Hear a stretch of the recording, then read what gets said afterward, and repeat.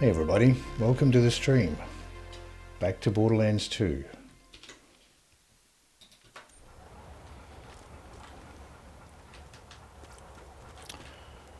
Currently on OP6. Trying to progress to OP7. Let's switch this up here. Start off with the B shield. I've got this Nukem. I don't know if I'll keep it or not. Might be useful to use. Might be interesting. So fire rate's going to be much lower. It does more damage as well, so I don't know. Maybe that would be useful for... Oh, look at that reload speed. 8.8 seconds. That's really pretty much unusable. For now anyway, let's put the Flame Sandhawk on. And we can throw on something to deal with the tanks. Oh, we have a slag sniper here to sell off. I picked this up just to sell because snipers are worth a lot of money, so they're good items if you just want something to sell. I'm going to keep this for now. Oh, that's only OP5 anyway, so no, I'm not going to keep that. If I'm going to keep a launcher, I might as well hold out for an OP6, which is our current level, and we've got a class mod to sell off. So we did pick up a little bit of junk to sell.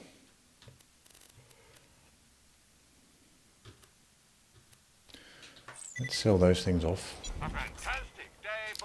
There we go, 36 of 39. Ammo looks good. Only thing that's down is grenades, but they'll regenerate as we go.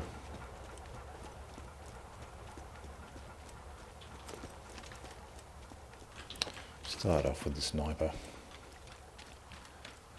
We'll be facing this tanks first. Spider tanks. So we can start off with the sniper here.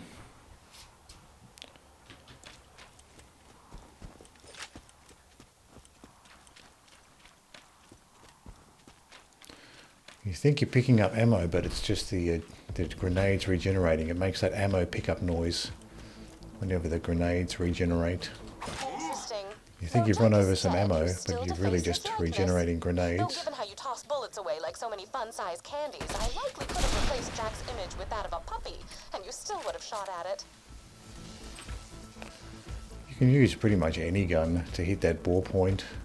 Any gun that shoots straight anyway.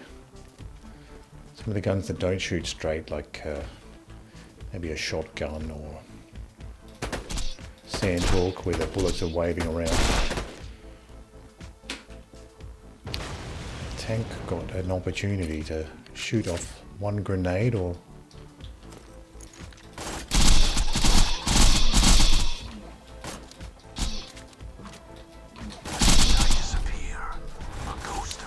what loadout am I using for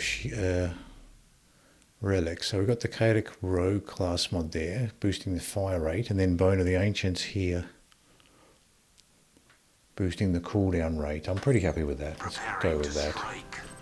Oh, walked straight into a Rabid Skag. Didn't see it behind the body there for the other thing.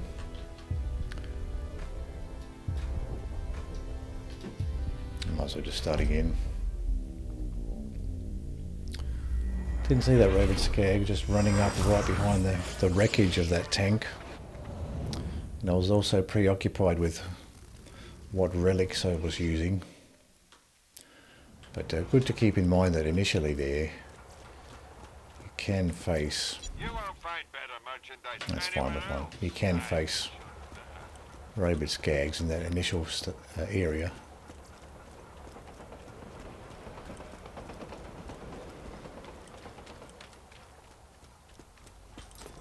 Stand still. Please assemble here. Have I actually used these before? I think I might have. Looks like I have. Wasn't sure whether I had actually bothered looking through those cameras. Get a little bit more achievements there. Maybe get another badass rank.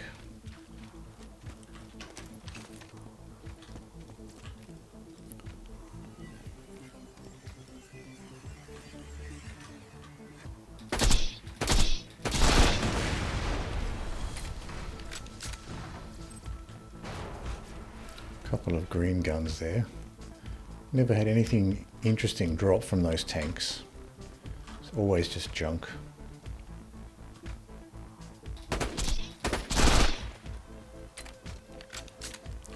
Now this time look out for this rabid skags that can spawn here. What do we have? Sapper. So this flame sandhawk won't be any good against the sapper.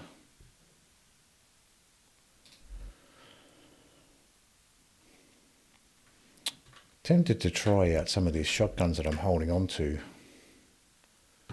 See what they're like. We can prune back some of these shotguns. We have the flacker here to mess around with. And this shock shotgun. Let's play around with this flacker a little bit.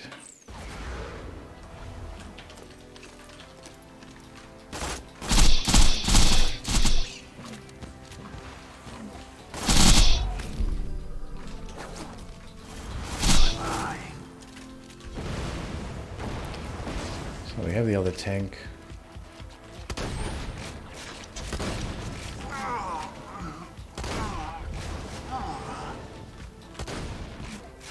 Trying to get the range on this flacker is tricky.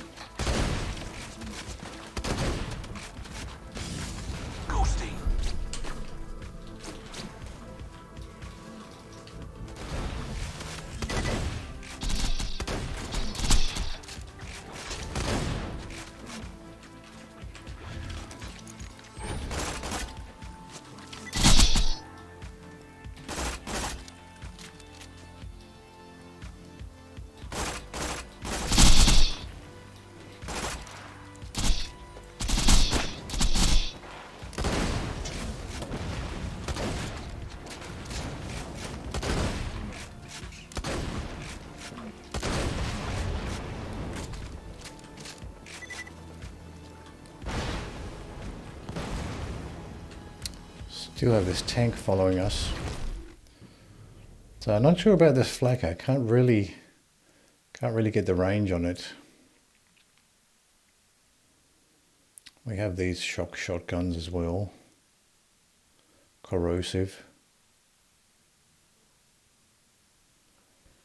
Got this corrosive corrosive bandit I've been keeping for surveyors, and this Hyperion shock shotgun. It's only blue though, so I don't know if it's going to be any good.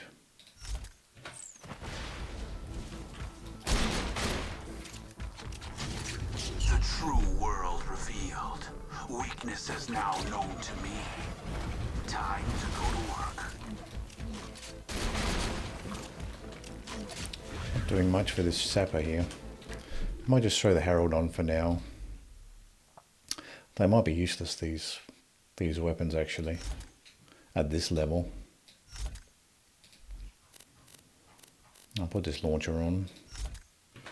I'll just use the Herald to deal with this sapper now. We also have the tank ahead.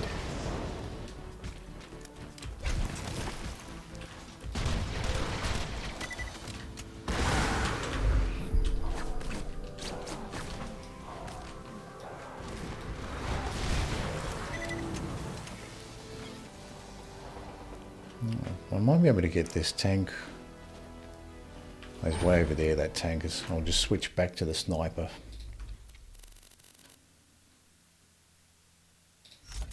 A lot of those shotguns might just be not even worth holding on to.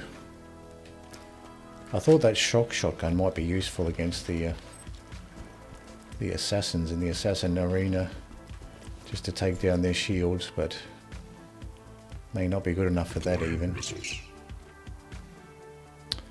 Oh, this bar tank lost his head, so I might as well just use the Hornet then. if I have to grind down the health on this bar tank instead of getting the bore shot. Might be better just to use the Hornet. Launching missiles.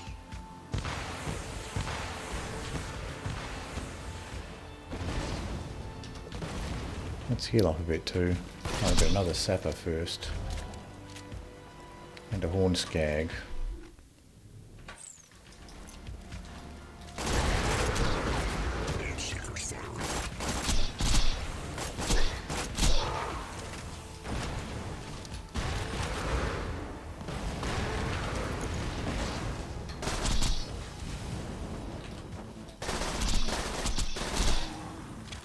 I'll just use this Hornet for the sapper.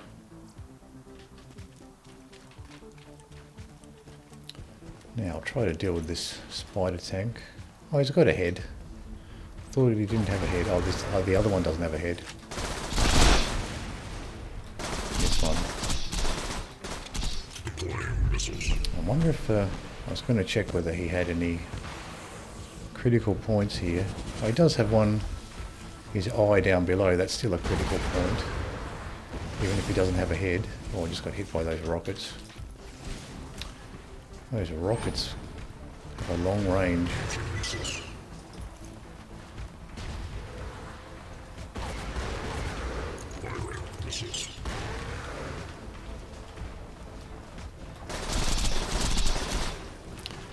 So you can't get the bore shot, I don't think, if the tank doesn't have the top section, but there still is a critical point there.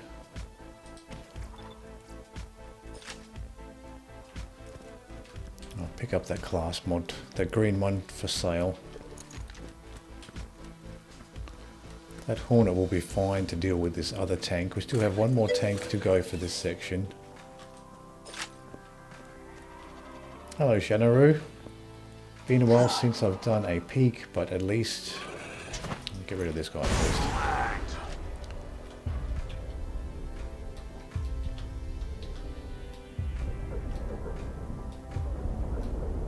I'm not going to get him down. Been a while since I've done a peek, but at least one of the tank types, leg joints.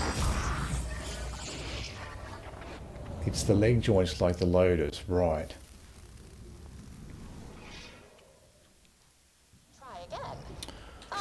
For that particular tank that didn't have the top bit, was the eye bit there. There might have been another critical point as well.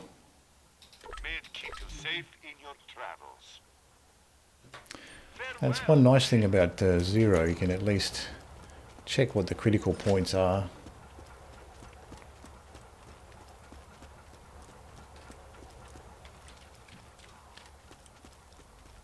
You will help. Please assemble here and we can begin.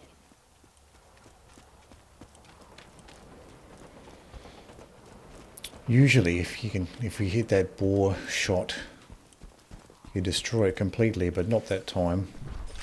I just destroyed the top section. So that's good to know that for some of the tanks it's the leg joints.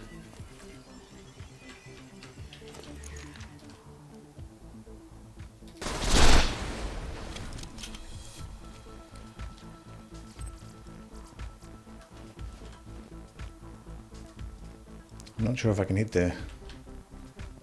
that bore shot from back here with the Hornet.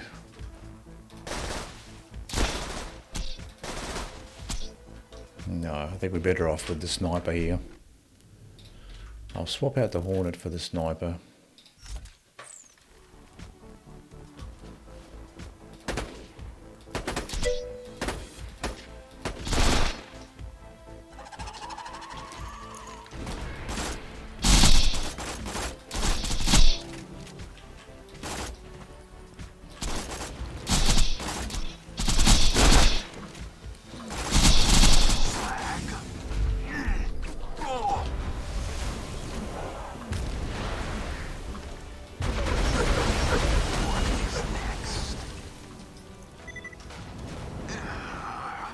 Sapper behind.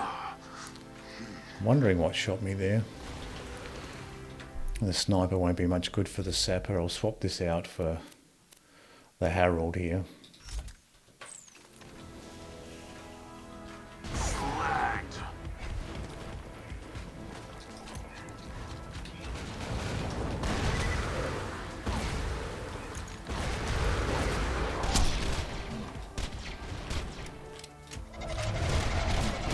I feel the burning eating through my equipment. Must stop, drop, and roll. Oh, war never changed. Funniest skill in all of the series.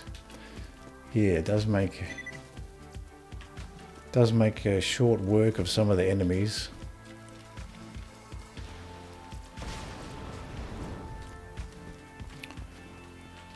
It's funny how the developers just seems like it's pretty much broken how Boar works with some of the enemies. It's funny how the developers didn't fix those the broken Boar points.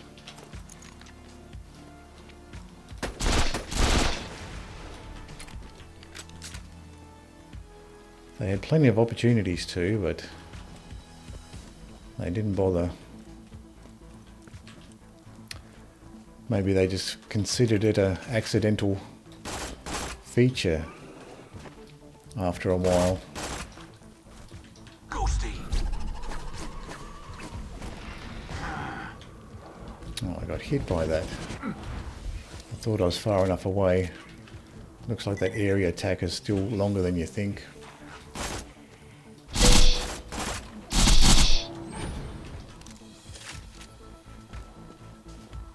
Well, this game came out right at the end of most people not having internet on consoles, so they didn't change a lot of things that are imbalanced.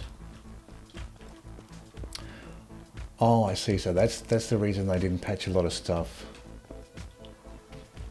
Because this was just before internet on consoles, right? Yeah, well, that makes sense. And I guess by the time internet was ubiquitous with the consoles, the game was probably too old at that point to invest too much time and money into to patch that stuff.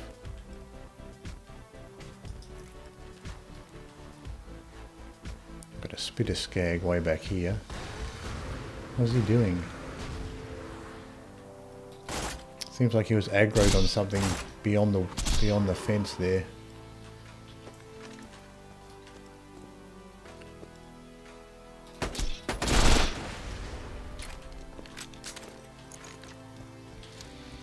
I keep forgetting how old this game is.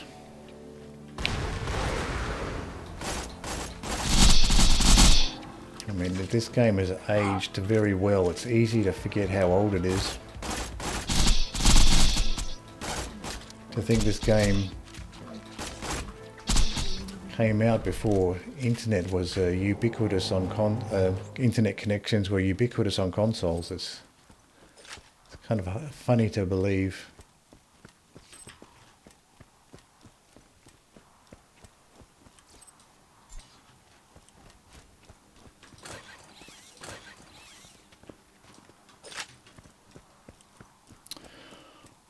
I stopped gaming for quite a few years, so I missed like one or two complete console generations.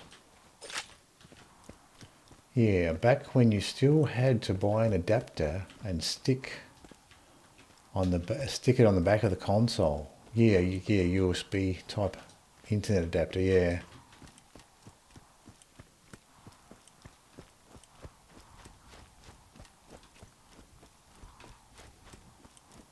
Yeah, when internet connection was almost an afterthought, and you needed an adapter to do it. I guess that's one thing with the original Xbox that had a Ethernet port built into it.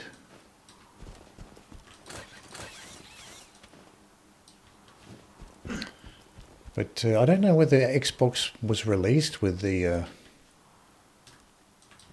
online play, or whether the Ethernet port was just used for local gaming to connect Xboxes together. But certainly the original Xbox had a built-in Ethernet port. Oh, we've got a surveyor here.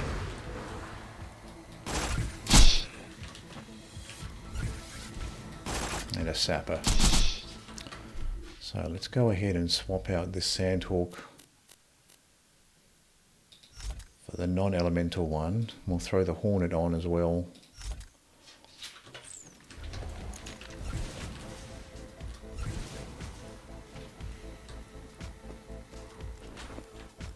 See if I can see where these... Oh, he's right above, hovering right above. And there's the sapper.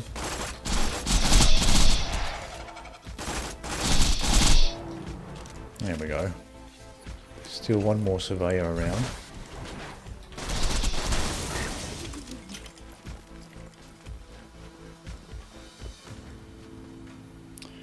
I remember the first time me and my dad played a game from a room apart on different Xboxes and my mind being blown.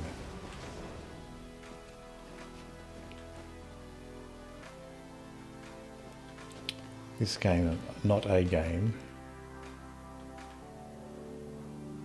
I played this game from a room apart on different Xboxes. Yeah. Like a co-op play.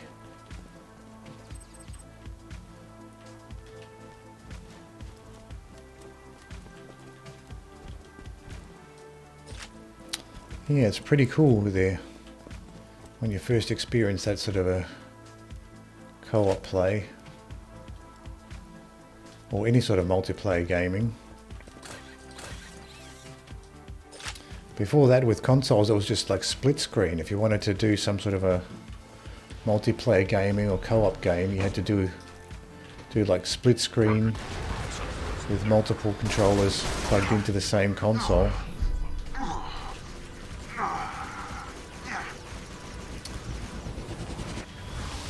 Something like a multiplayer GoldenEye or something where you're playing split screen on the same console. Being able to play on your own console with other people, either across the internet or in a different room on a console, something novel. I remember somebody having to sit next to the TV for split screen to make sure nobody was cheating, looking at another split. Ah, that's funny. So someone's sitting next to the TV facing the opposite direction, looking at the players. Like a referee. Like a referee making sure everyone was honest. That's funny.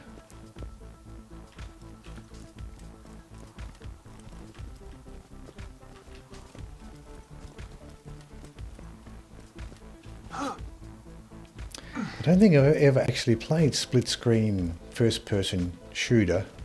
I've certainly played racing games split screen, but I don't think I've ever played like a split screen FPS. With a racing game, it's kind of less of an impact if you can see the other person's screen. Although even with racing games, if you can see your opponent coming up behind you, you might try to cut them off so they can't overtake. So I guess that's still a problem, split screening with racing games, because you can try to cut people off when they try to overtake you. But it's still less of a problem than first-person shooter games.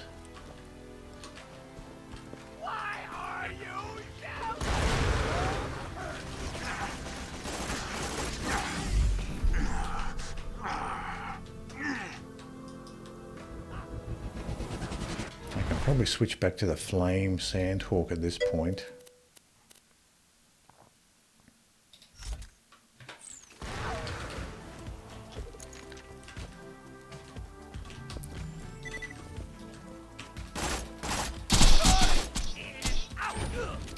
He's not throwing his tomahawk, which is good. That would have made that much more awkward. We still have a loader around here.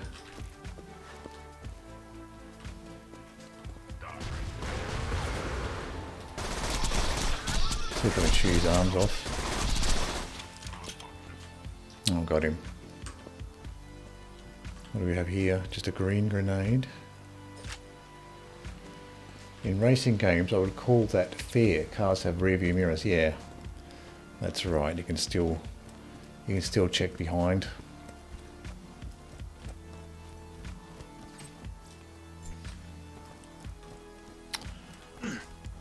But back in the old days, there was racing games that didn't have a rear view mirror feature, so in that way you did have an advantage. But in modern racing, or like in modern 3D racing games, they all have a rear view mirror feature. But back in the sprite-based racing games, you'd often have split screen with no rear view mirror.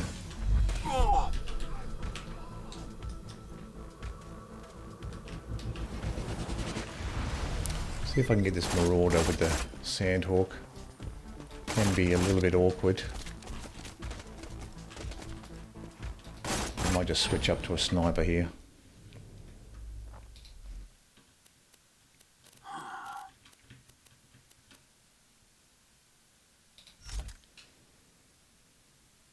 I can probably just put both snipers on here.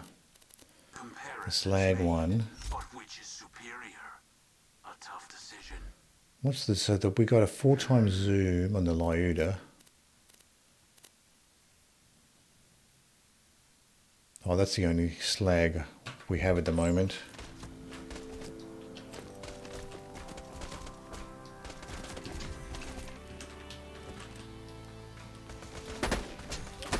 Got 2 Marauders here.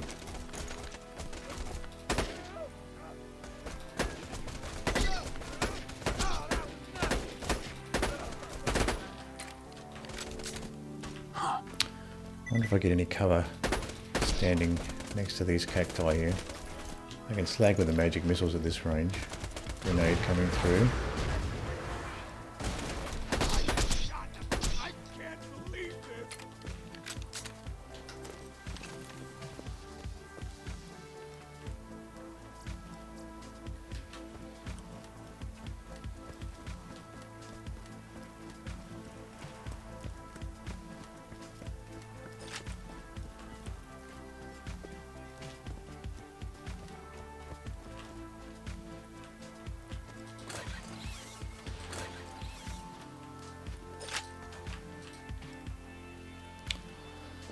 So I haven't played a split screen first person shooter, but I have played like a split screen flight simulator. So it wasn't really that much of an advantage to see the opponent in that that split screen combat flight simulator, because you were moving around so much, and it was difficult to easily identify the location of your opponent just by looking at his screen. It's not like a first-person shooter where you can easily see landmarks on the map and see the location of your opponent, but in a flight simulator, playing a split-screen dogfighting with your opponent, you can't really get a good read on their location just by getting a glance at their screen. I've got a Rabid Skag here. I'll see if I can take him out with the Flame Sandhawk before he gets too close. Otherwise I'll have to switch it up and change the shield.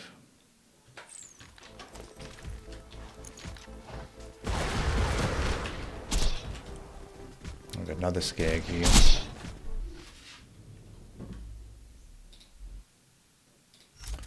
I'll throw the antagonist on and use the Herald. The true world revealed. Weakness is now known to me. Time to go to work.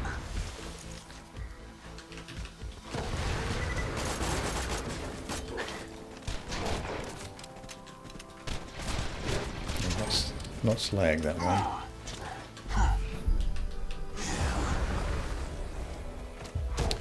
Yeah, where's that Horn Skag? Now he's full health.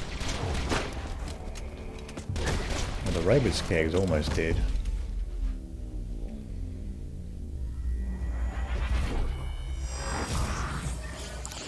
Another split screen game I played. Again, these are old games, sprite-based games. Was an adventure game, like a arcade adventure game where you were still fighting against your opponent. And in that one, it was certainly an advantage to see what your opponent was doing, because most of the game you were setting traps around the map to kill your opponent. So being able to look at his screen and see where the traps were being placed was certainly an advantage. I'll patch you up whenever you need it. I'm always happy to take your money.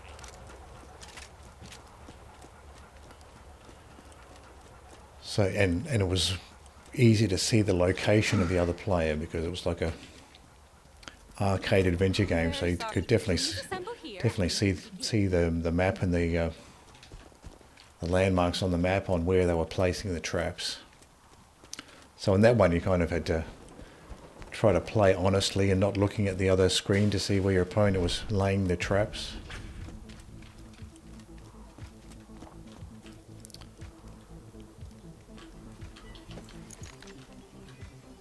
I'll throw the sniper back on to begin with.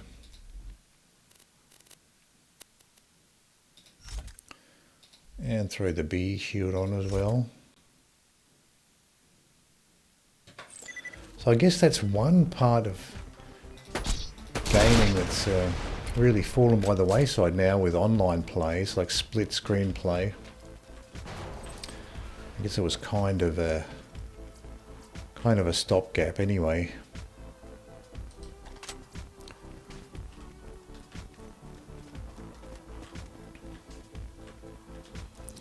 At least back in the, even back in the 16-bit days, at least with, like with the Commodore Amiga, some of the games you could join together with a null modem cable, connect a couple of Amigas together with a serial port, null modem cable. And they had the multiplayer where you could actually play multiplayer with your own computer instead of split screen. Oh, this sapper's going down okay. See, the sappers will go down okay with the flame sandhawk if they're slagged, otherwise not so much. I enjoyed that. So there were a few Amiga games at least, so you can connect the computers together with a null modem cable and play on separate machines. Another sapper.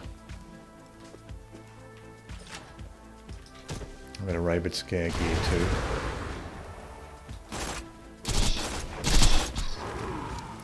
If you can get your shots off on the Rabid Skag, they're not too bad.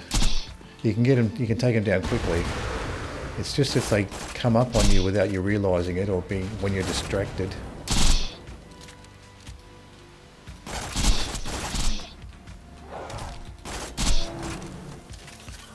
Then you're in trouble with the Rabid Skags, particularly with the B shield. You're pretty much screwed if you've got the B shield on and the Rabid Skag gets close to you.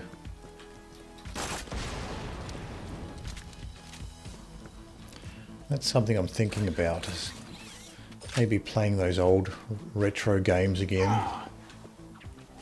with an emulator. A lot of people on Twitch, not a lot, but some people on Twitch play those retro games using real hardware. Unfortunately, I did keep all of my computers from my childhood. Boy, that attack is annoying. Almost dead too.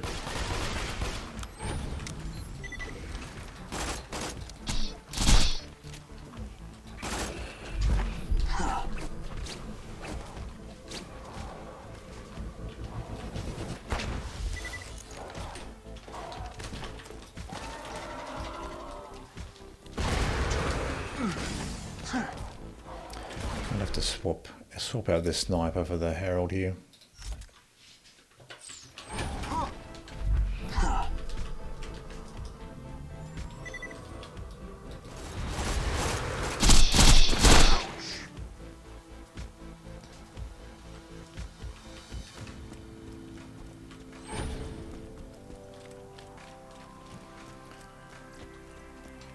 Some people that do retro video game streams on Twitch are using real hardware, like the real old games machines instead of an emulator.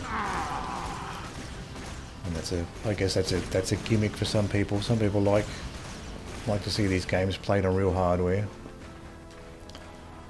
I did save all of my old computers, like my old Commodore computers. And my old Atari 2600s as well. I kept all that stuff, but when I discovered eBay, I sold all of my old consoles, all of my old 80s toys and memorabilia. Memorabilia. I sold all that crap on eBay. So I don't have any of the real hardware anymore. So if I wanted to play any of the retro games, I'd be doing it with emulators. I'm certainly not going to rebuy the hardware just so I can play that stuff on real hardware.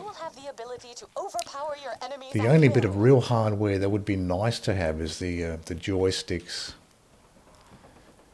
The old Atari 2600, Commodore 64 style joysticks. Those 8-way digital joysticks are much nicer to use for a lot of games than trying to use a analog thumbstick. Playing a lot of retro games with an analog thumbstick on a modern controller is a really awkward, because it's difficult to hit those digital directions cleanly. Like you try to hit a left and right cleanly and you end up hitting a diagonal, or opposite, you try to hit a diagonal cleanly and you end up hitting just a left or right. So that's about the only thing that I would consider rebuying would be a nice digital 8-way joystick to play the retro games, because a lot of retro games, particularly the fighting games, the old 8-bit fighting games are really require you to hit the particular directions perfectly, either the diagonals or the other ones. But even and platform games as well, playing 8-bit platform games that use like a digital 8-way controller with an analog thumbstick is really awkward. You often don't hit the directions properly. So if I were to start playing retro games again, I wouldn't rebuy the actual consoles anymore. But the only thing I might buy is a decent 8-way digital controller. Either get like an arcade. I mean, I can either get you can get like USB versions of those old Commodore 64, Atari 2600 controllers.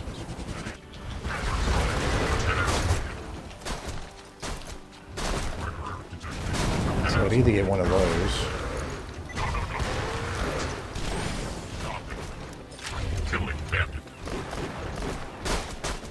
and my shield to recharge here.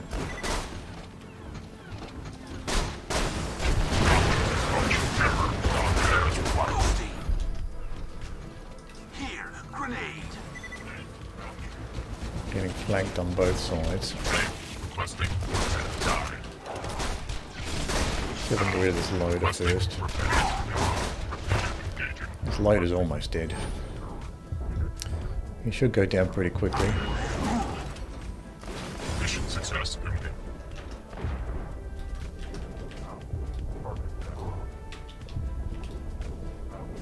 No, I didn't slag him in time.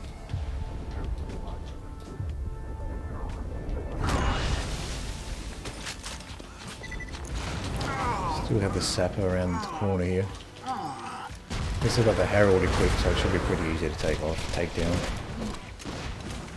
Can't see him behind this load of wreckage. Now, I'm not sure if he's dead or whether he just went underground.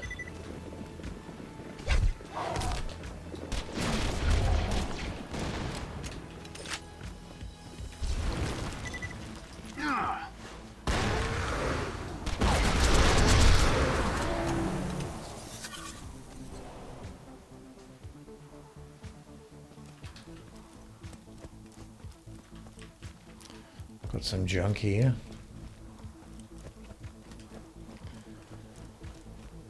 Yeah, so the only bit of hardware I might consider buying is a digital 8-way controller. They do make a popular 8-way controller back from the Commodore 64 days was a quick shot. It was called a quick shot controller. And they do make USB versions of the quick shot design nowadays, so I could, if I wanted to play 8-bit retro games for systems like an Atari 2600 or a Commodore 64, I could get one of those USB quick shot controllers, or I could also get like an arcade like a fight stick type controller that's got the 8-way joystick and then a bunch of fire buttons on it. They're built for fighting games, modern fighting games, but they're useful for retro games as well because they have a legit 8-way digital joystick along with the buttons. So I'd either buy a modern fight stick controller or one of those USB Commodore 64 style controllers. If I still had one of the old controllers, Commodore 64 controllers or Atari 2600 style controllers, I could just end up using, oh, I wish I had the Herald equipped there. You can also just get a USB adapter for the old 9-pin digital controllers.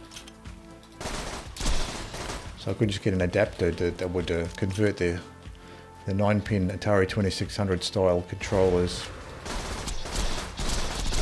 to a USB game controller style device for Windows. But I don't have any of my joysticks anymore. I sold all of that crap on eBay when I discovered eBay. Back when eBay was good, eBay is crap now. The fees on eBay are really high, and also the eBay's dispute resolution system is heavily biased towards buyers. So it's really easy for a scummy buyer to just raise a dispute and rip off the seller. So if you're a big time seller, then you can just eat those losses as part of doing business if you're doing a ton of business. But if you're just a small time seller who only sells a few things on eBay here and there, then getting ripped off by some buyer who creates a dodgy dispute is really distasteful. Particularly if you're selling something substantial like a console or something. So luckily I sold all of my 80s consoles, computers, toys, 80s memorabilia, basically everything from my childhood that I kept. I sold all of that stuff on eBay back when eBay was still good.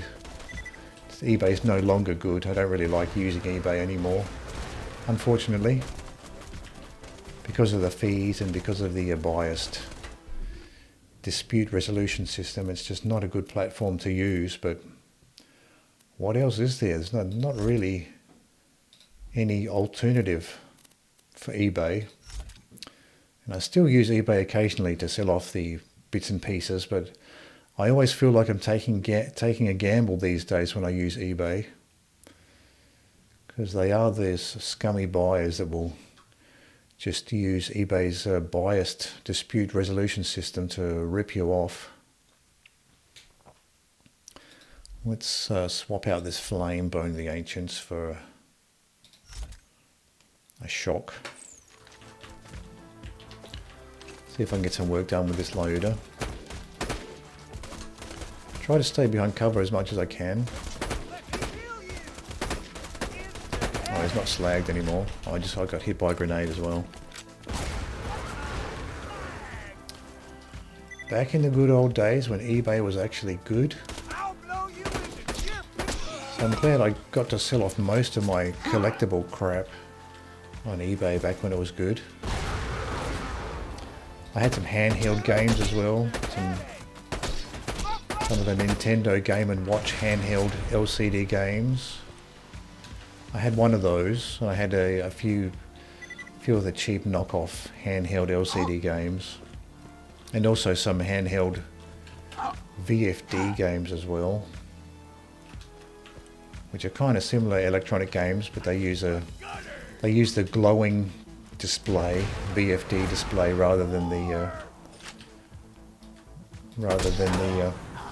LCD style display. Back when handheld electronic games played one game, they weren't cartridge based, so you couldn't have, what do we have here, Hornskags. They weren't cartridge based, so you couldn't have multiple games like a Game Boy. You just had the one. We'll I think we're done with the Marauders now, so we can swap these out for something else. Put the Flame Sandhawk on. And I'll put the Herald on just in case I need it. Put the Flame Bone of the Ancients back on.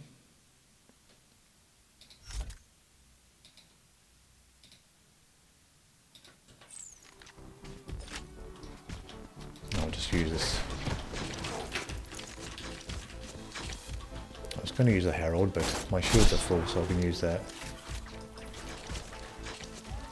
So I was thinking about playing some retro games as well. Thinking about whether I should get a controller or whether I should just persevere with a...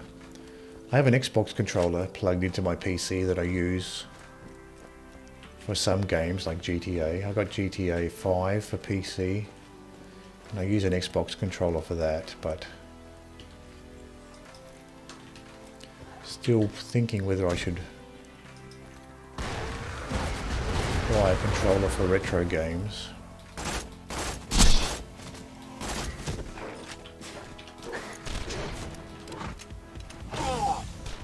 You can't really side strafe those horned skags.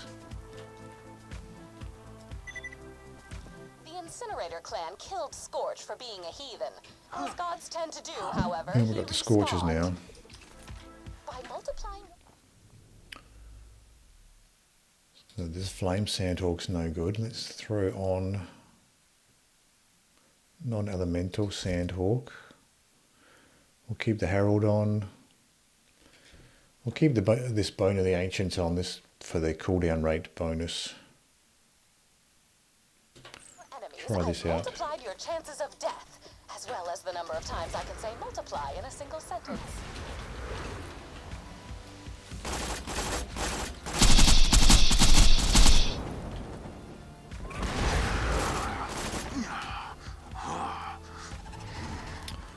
I think my shields are a little bit down even though they don't look it.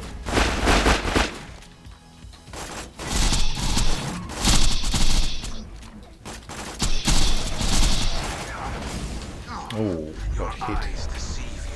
I was not expecting to get hit so badly by that area attack out of ammo. I wasn't paying attention to how much ammo I had left for the rockets. Usually that area attack they do, that flame one, doesn't take down that much health. Maybe they got hit twice there by both of them at the same time.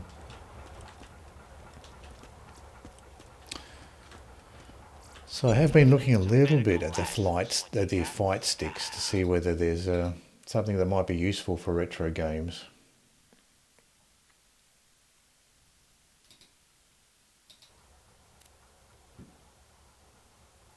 Disturbed.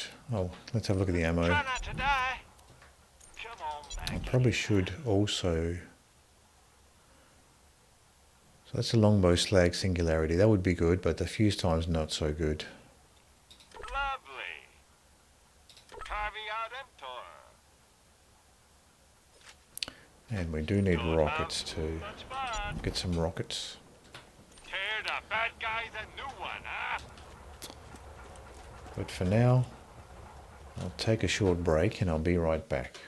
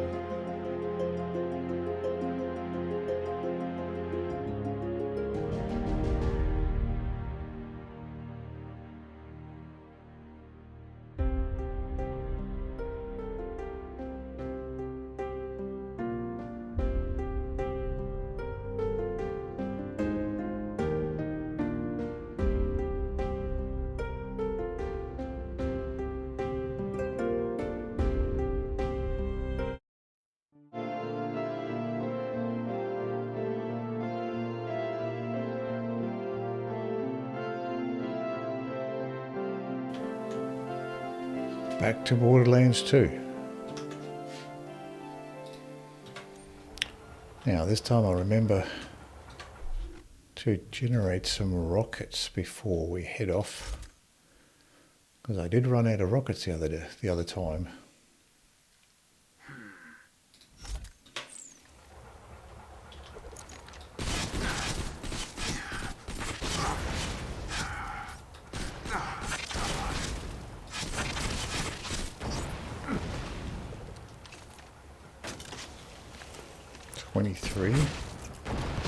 Three of 33 rockets. 31 rockets. That's probably 33 now. Yeah.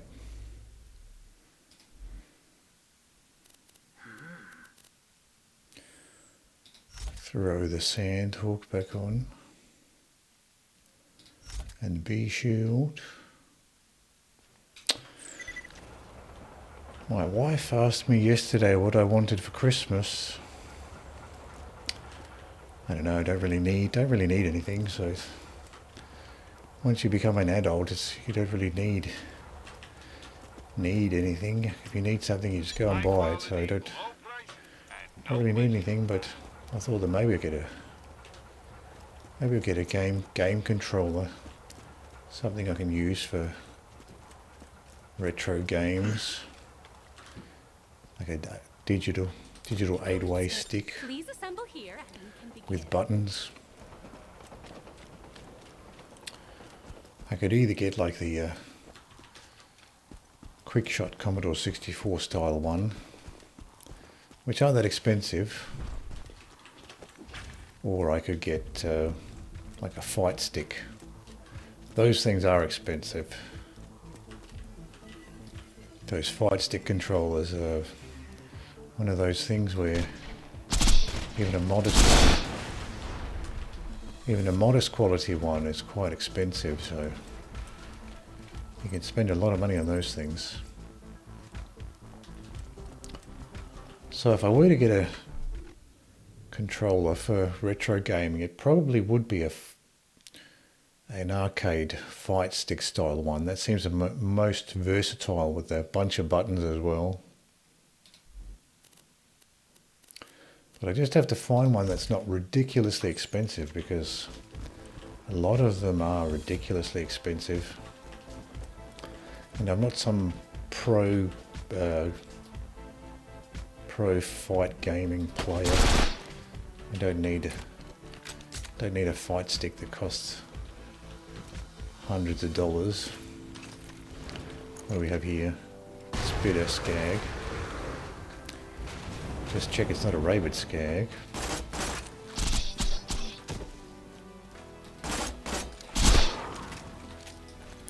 Try to get this sapper with the flame Sandhawks. No, I got him. It's weird. Sometimes those sappers resist the flame Sandhawk quite a lot. Oh, I forgot about this tank.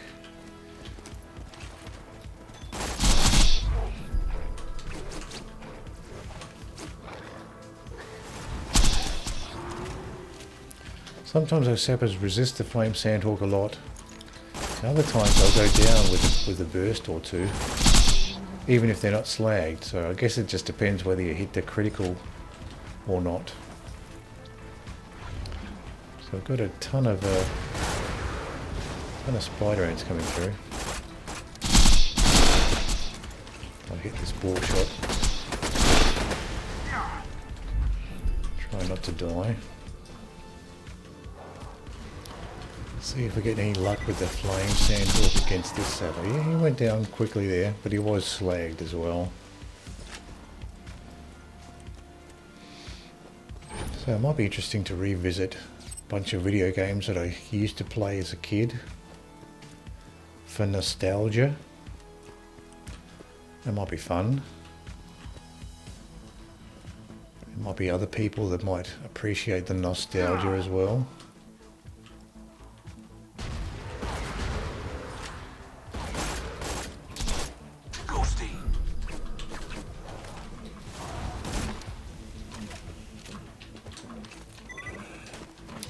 Might as well swap this sniper out for the Herald. Just more useful once those shields go down. And I surrender, a ghost amidst the combat, Where are you going? preparing to strike. He's running away for some reason. Probably getting some distance to shoot. Oh, I just killed myself with the grenades. How far away is he running?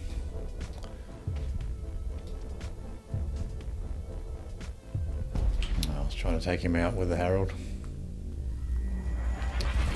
Hello, Squiggy.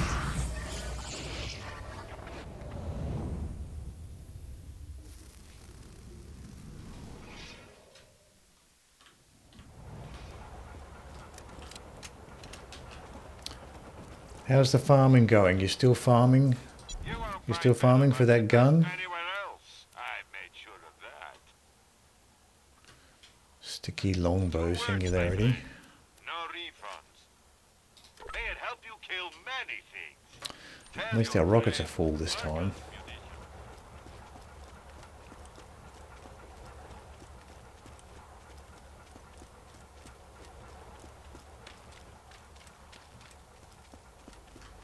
You will help me. Please assemble here and we can begin. So that might be the plan.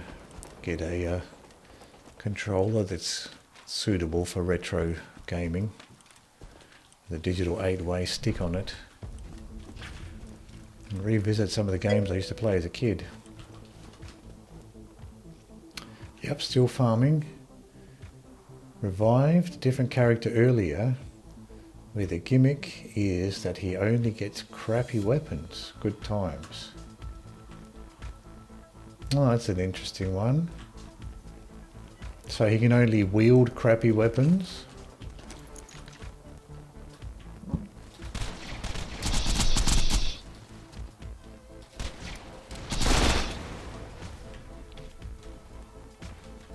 Might as well throw in the sniper here.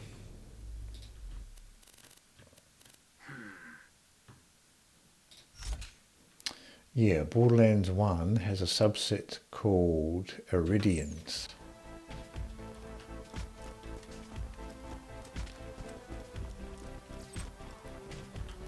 And they all suck, therefore he only gets to use these. Oh, okay, so he has to use Iridian guns. Yeah, that might be a good challenge. I guess if you're really good at the game, then maybe it's a good challenge. Good challenge to use that character with the crappy guns.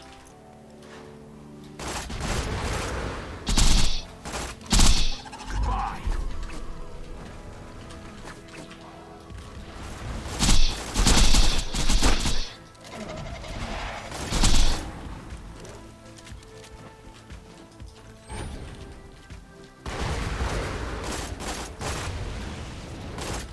Skag. I think the sapper's still alive, he just went underground.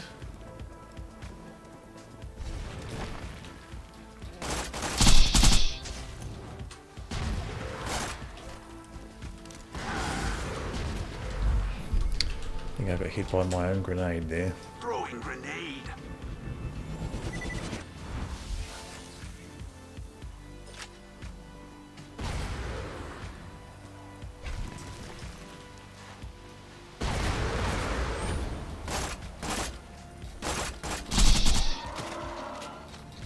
My armor.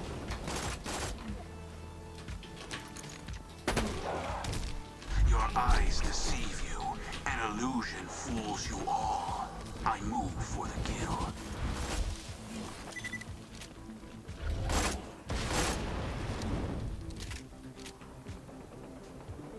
It's gone underground again.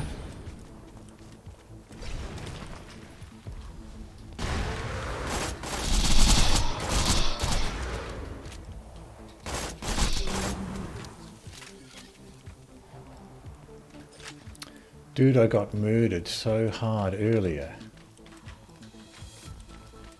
Oh, that particular character class The one that had to use the crappy guns.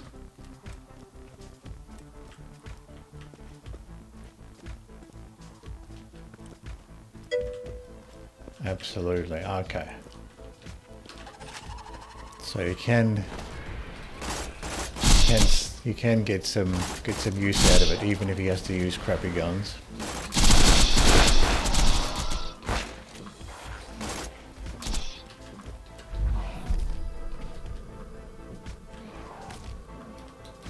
Fear my skills.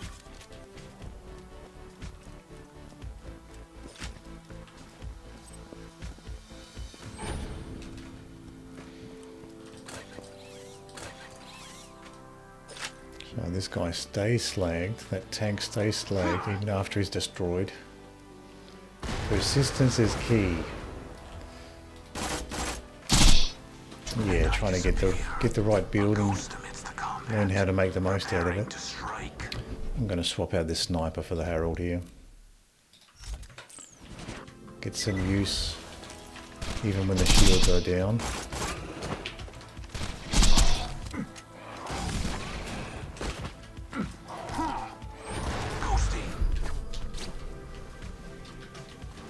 Throwing grenade.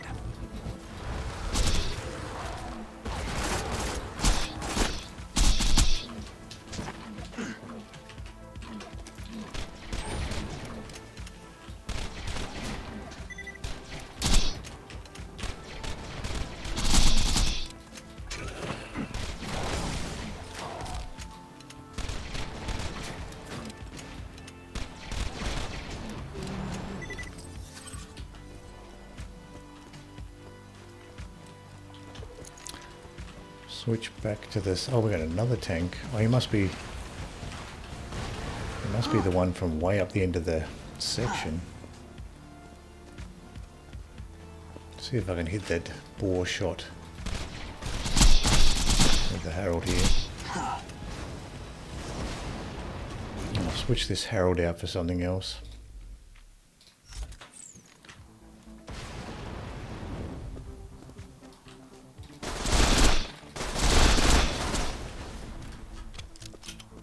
Oh, the bottom bit's still alive.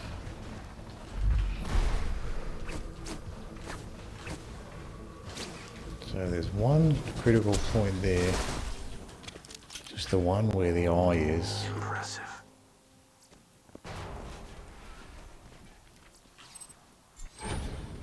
4-stack iridium. It'll be useful when digistructing the chests later on.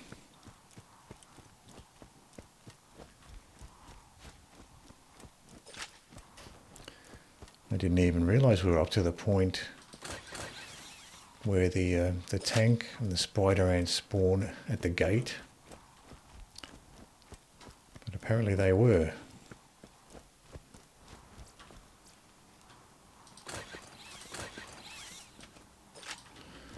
The next section can have surveyors, so I'll keep the Hornet equipped here. And we're almost definitely going to be fighting loaders here.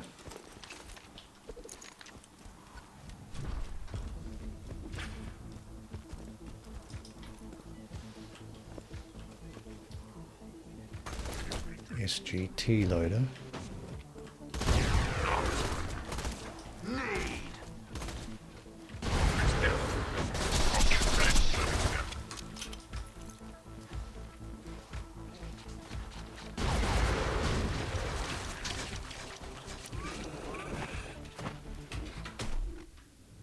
I'll swap out the Hornet for Harold.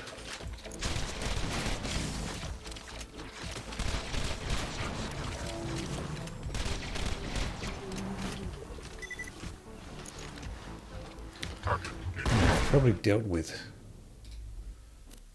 all of the spider ants. I can swap back to the Harold here.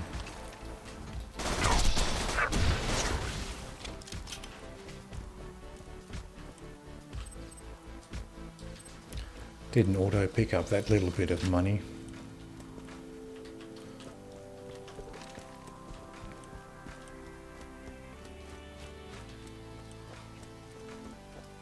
Stealth.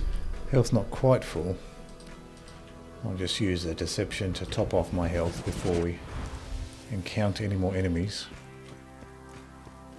My skill should have time to cool off before we reach any more enemies.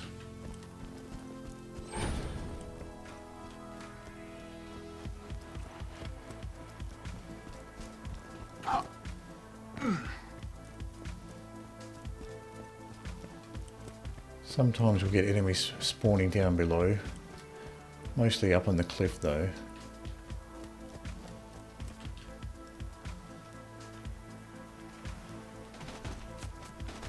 Here, grenade. Marauders. I'll throw the snipers on for the marauders. I'll put the shock bone of the ancients on. And the shock loader. Put the slag one on as well.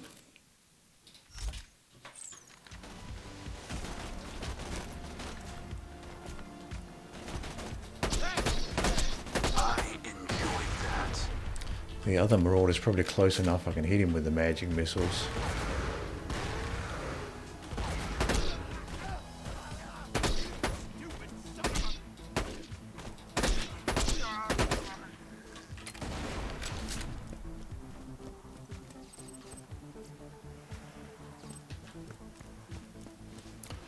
We're going to be facing more marauders and maniacs up here.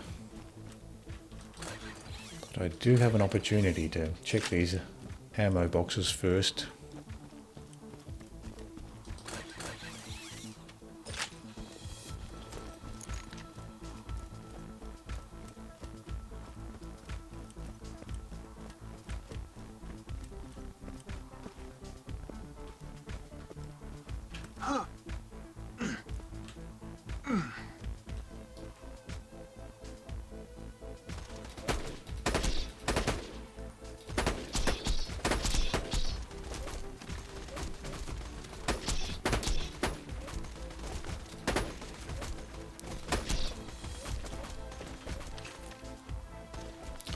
Marauder just can't quite shoot over this rock.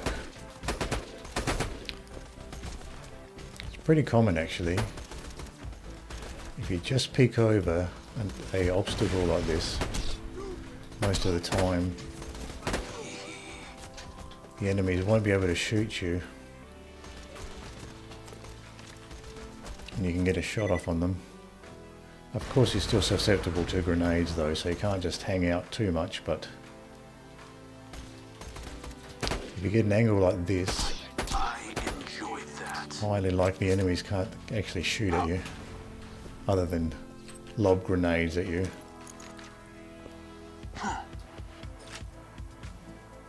I've got a maniac now.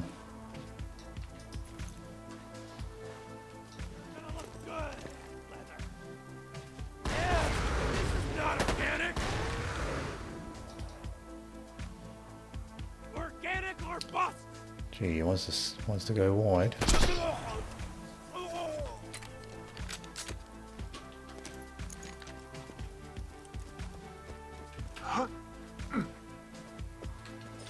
Another one. Another two. One on each side.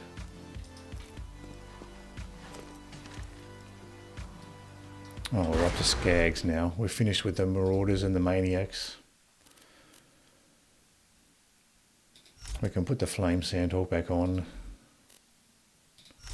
And the herald here. And the flame bone of the ancients. Put that back on too.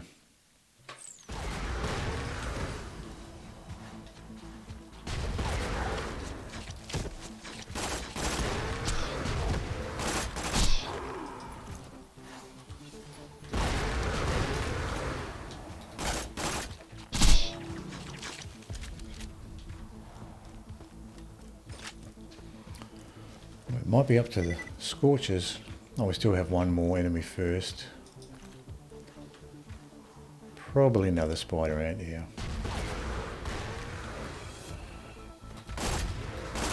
Scorch kills you. Take some solace in the fact that he is constantly on fire and you are not. Now we can swap out this flame sandhawk for the regular non-elemental one. I did not have the memory to spawn a new creature, so you will fight a few clones of the same enemy.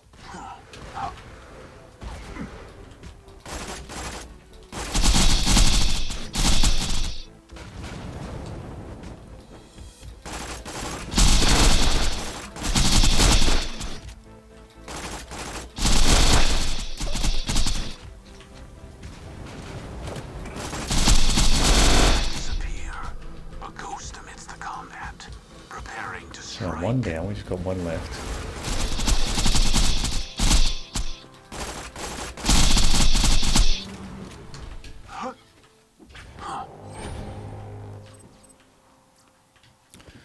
Dropped a dark green Dahl assault rifle there. I've looted all the ammo boxes down below, we can run straight up. So far so good, yep. Got the scorchers taken care of. Technically you got the run in the bag.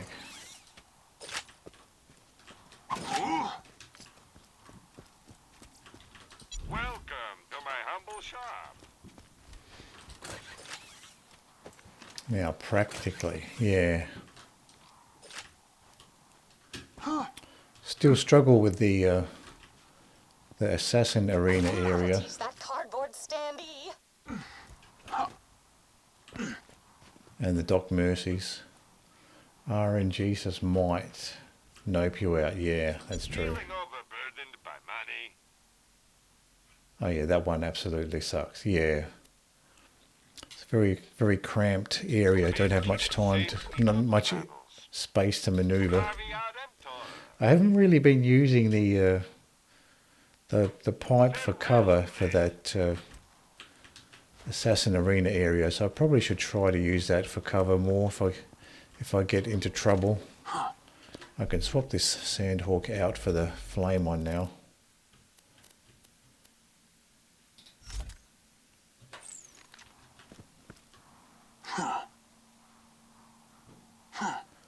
See how we go. Grenade!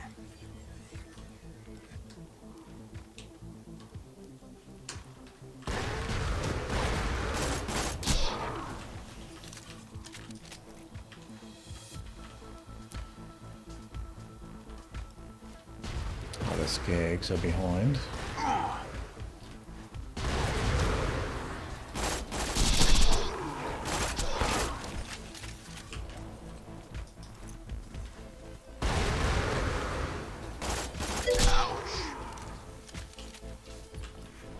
Here, grenade!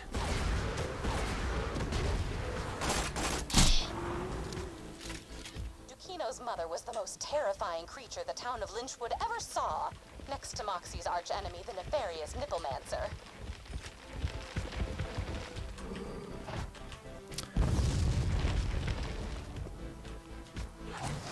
Oh. Hoping I'd missed the orbs there. I don't think I'll be able to take it down now.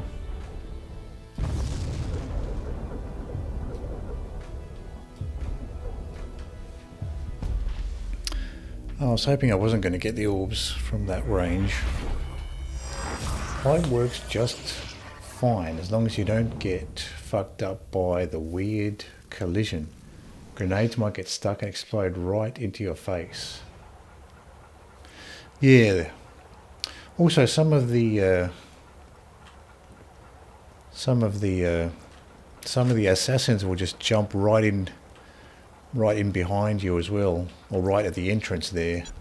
So even if you're taking cover, I've noticed some of the assassins will just jump right at the entrance and stand behind cover with you. Look at, I guess you just can't stay there too long. Can't camp out there too long. Let's see how many rockets we have. 22.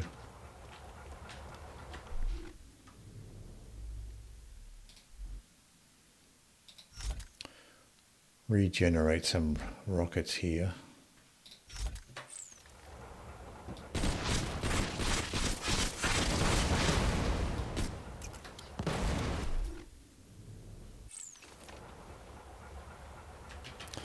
And we'll top off our ammo again. Let's just get this out of the way. Yes, most of my merchandise was ripped from the hands of dead adventurers. Now I might just restart to reset the ammo boxes.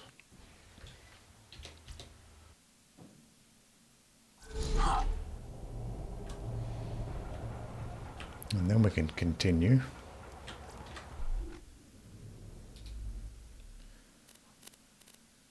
We'll throw on the flame sandhawk and the sniper for the tanks to begin with.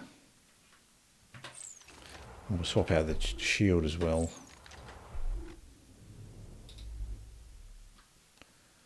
Swap it out for the bee.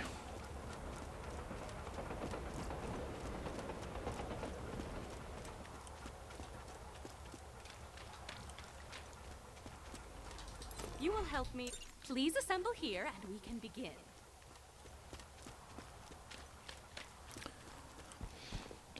Good to have the sniper for the first few tanks, because they can be quite a distance away.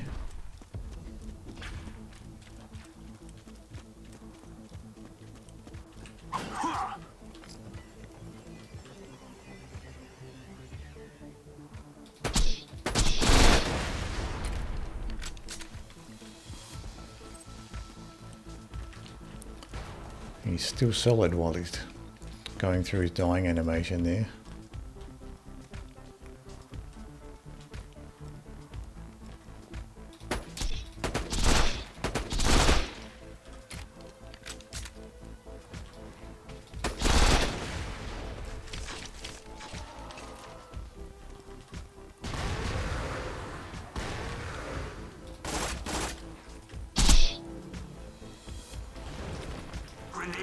Got a sapper, see if we can take him out with this flame sandhawk. Sometimes it doesn't work, sometimes it does.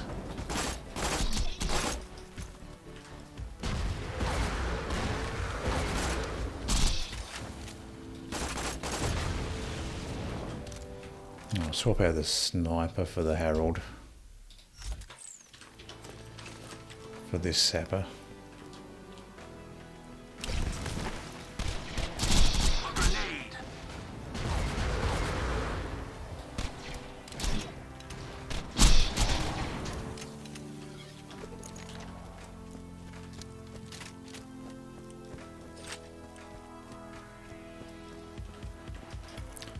Keep an eye out for the rabid skags, they can spawn here.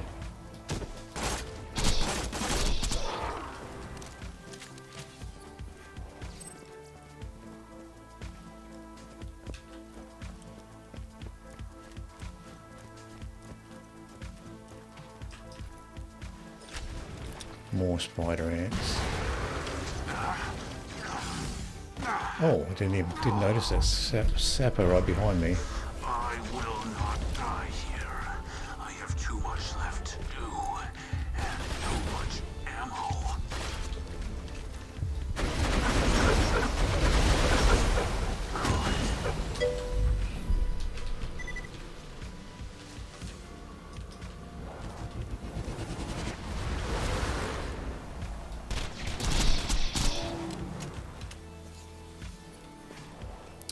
But man, you're really on the grind, willing to take it all the way to OP10, aren't you? I'd like to try to get up to OP10. If I struggle too much at this OP6, I might try out that sniper build. Oh, keep forgetting to look behind me here.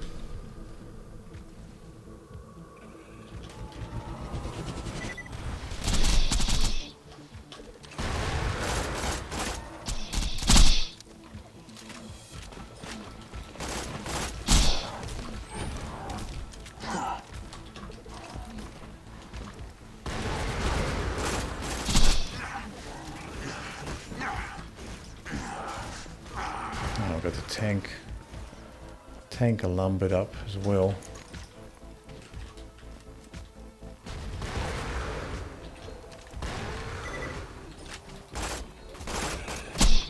How hilarious. You just set off my trap card. Your death I approaches. still have the tank.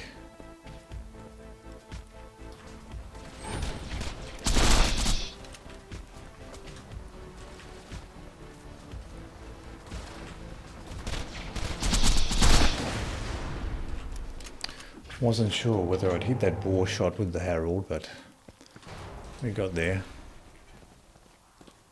I'll go ahead and pick up this ammo here. We haven't opened these ammo boxes yet.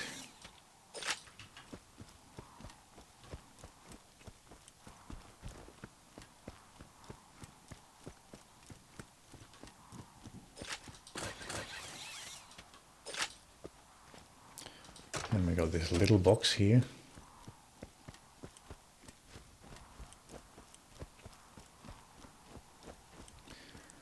I'll keep the Herald equipped for now. Try to take out the spider ants first. They tend to come up on you more quickly than the loaders do, so might be useful to keep it around if we get any sappers coming through.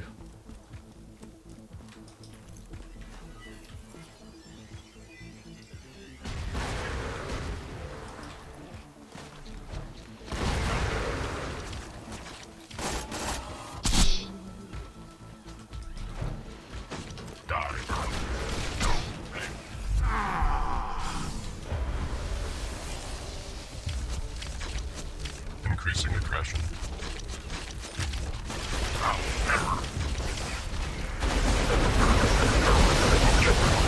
Next. Now, I might go ahead and put on the Herald here.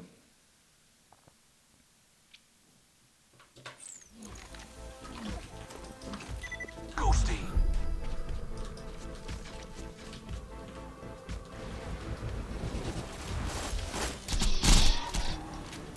Yeah, might give that sniper build a shot if I can't make any more progress. Make any more progress like this.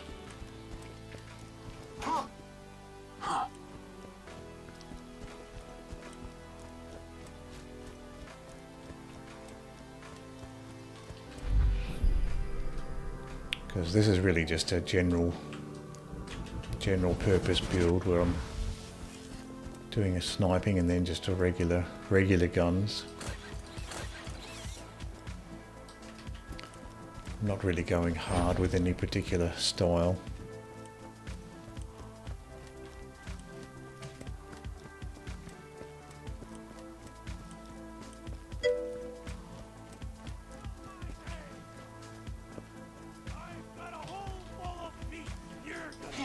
Sounds like we got the badass bandit here.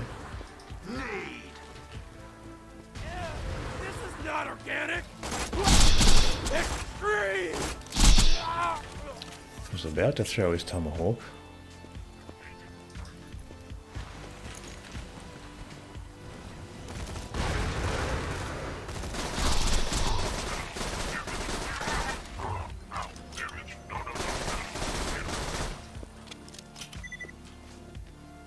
I'm surprised you haven't considered giving this character a break and revise him after more progression with other characters, seeing how many hundreds of hours you've put into this single character and seeing how you're actually 5W6.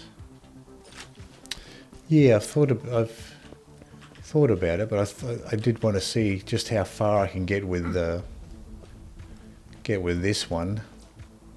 This particular character. I thought I'd give it a shot to see how far I can get. But it's probably reaching that point now where I have to either switch it up, try the sniper build, or maybe even a melee build, depending how good that is.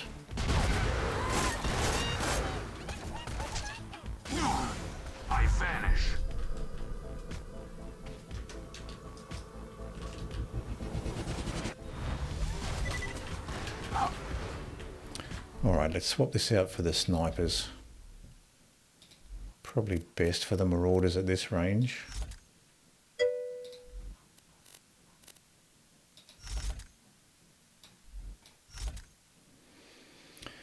OP6 December is probably one of the biggest hurdles, to be fair. All that bullcrap you have to deal with in succession. Okay, so 6 to 7 is the hump as far as the difficulty level goes.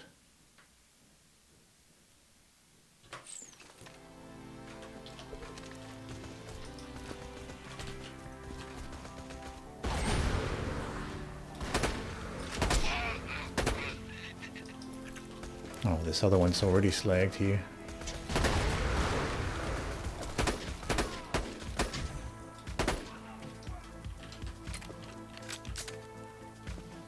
Okay, so it was a maniac and a marauder. Thought it was 2 marauders.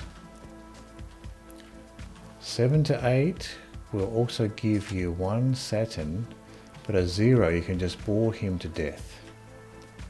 Right, so that'll be good. That'll be pretty easy. Easy for 0 if you got the boar.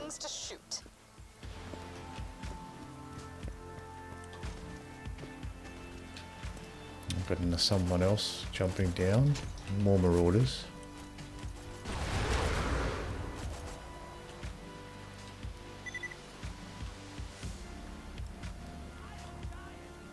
Where is he? He's on the cliff there.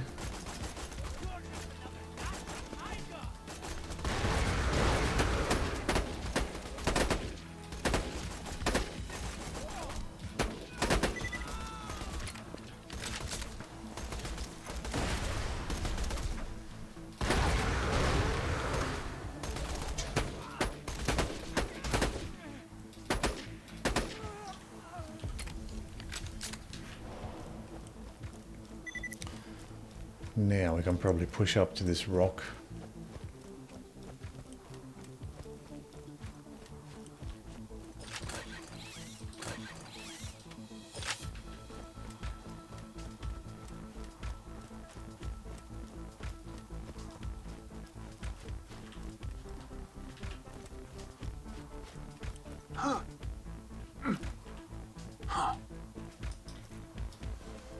Okay, so we're finished with the marauders now. We can swap back to the flame sandhawk and the Herald.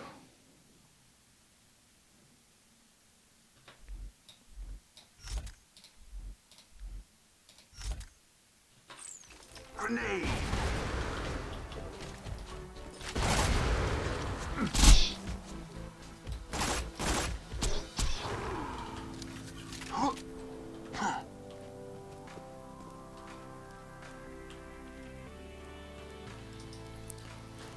One more skag.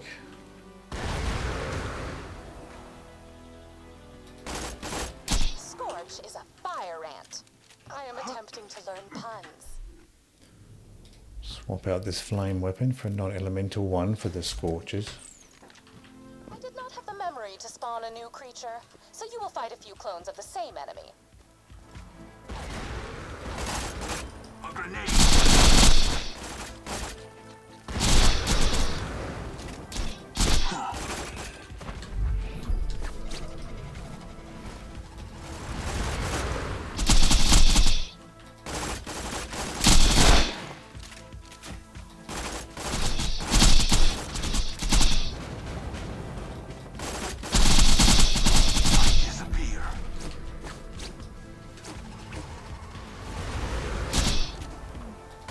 Should have reloaded while the deception was active there.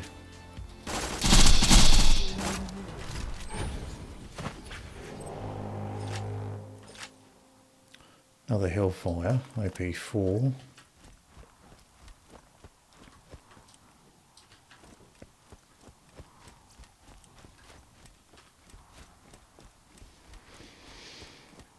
Haven't had much luck with the Hellfires, they don't seem all that useful. Most of the SMGs seem pretty weak.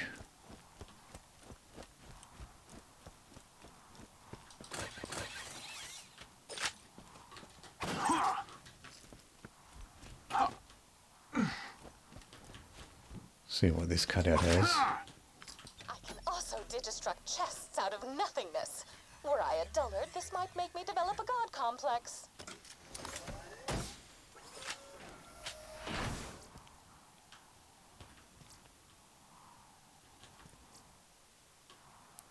Negative development.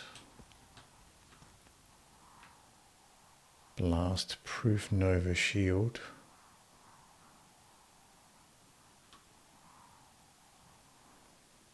I wonder if explosion resistance would be useful. Sticky lobbed shock singularity. I'll sell off the junk that I have. I wonder if a blast resistant shield might be useful. Day for capitalism. Rubberized move. I'm sure. I did pick up some stuff to sell. Sell this Hellfire and this sniper.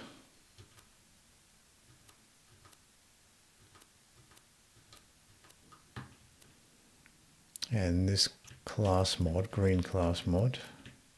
Be doing this again soon enough.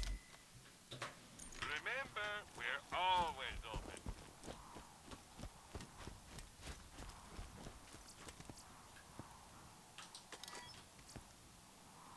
Slag shotgun. Slag dial SMG. So I think our ammo's all topped up here. Close enough. We can throw the flame Santor back on too.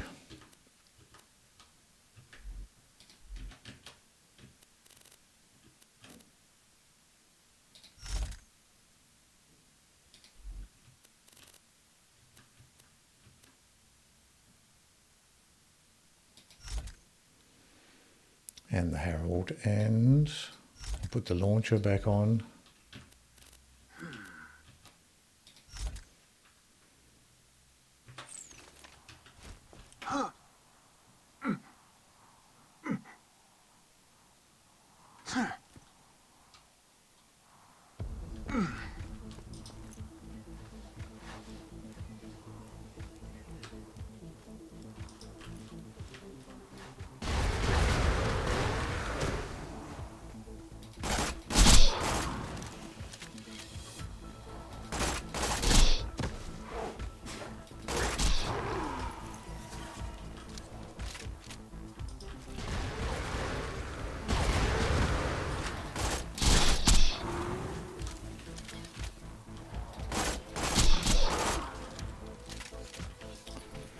One left. Probably one left. Oh, an update on Dukino himself. Crazy Earl will resume his attempts to domesticate him once Dukino pukes his arm back up.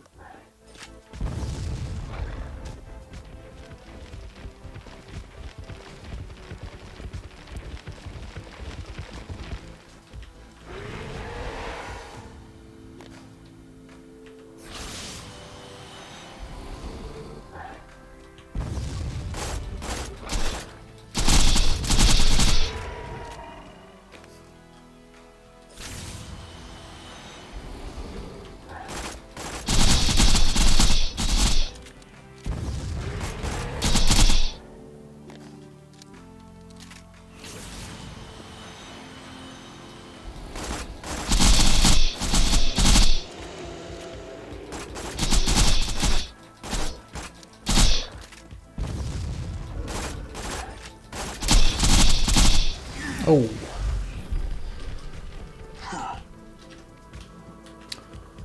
Wasn't expecting that. Grenade!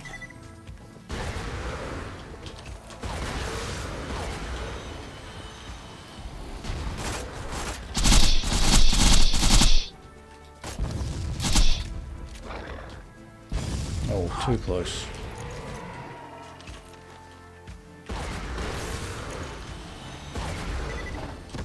Oh, she jumped on top.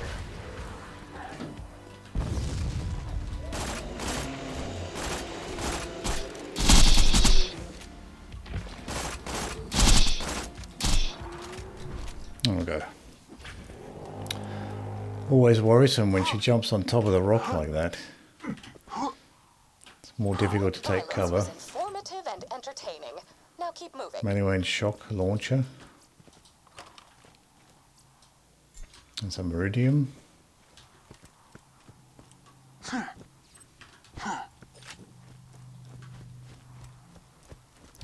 Wasn't expecting that shock orb to come. I didn't think I was far enough away for that. The Queen is not actually a queen, as spider ants have no formal system of government. I discovered this after infiltrating their ranks and attempting to run for Prime Minister. By multiplying your enemies, I've multiplied your chances of death, as well as the number of times I can say multiply in a single sentence.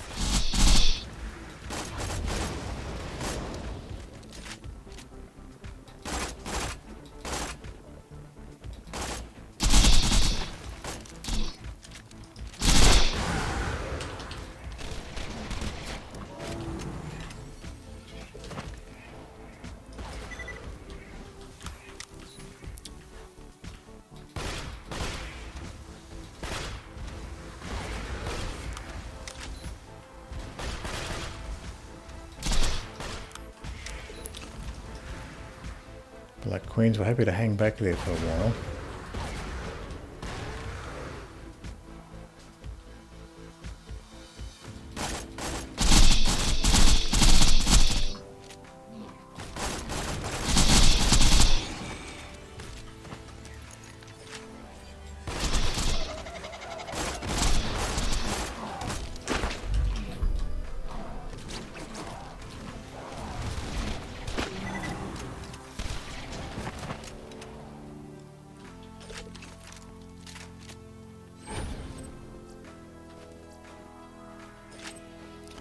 I think there's still some more queens around. There's one.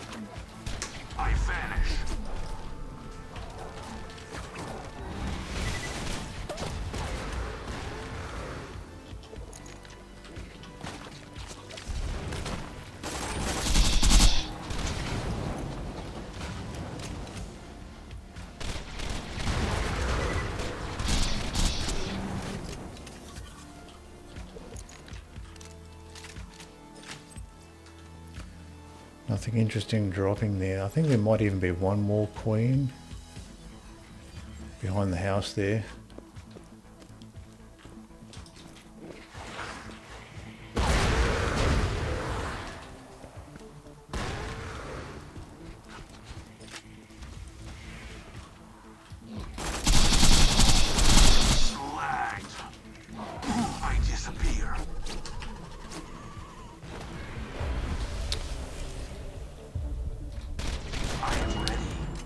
That guy's stomping attack is a much larger area than you realise.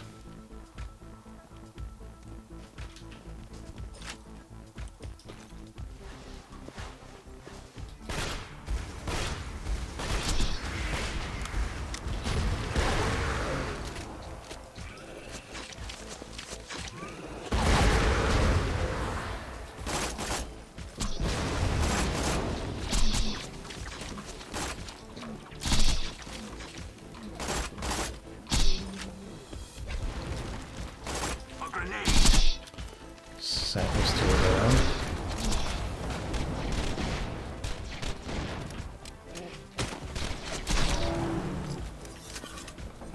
Vault Hunter, this is priority 1.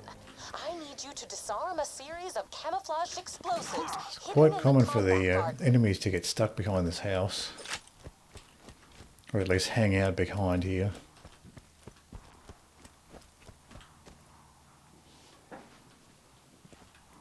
Don't you love how all her attacks put you onto health gate?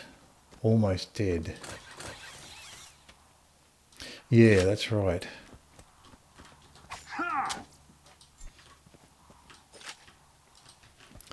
Just one of those orbs almost kill you.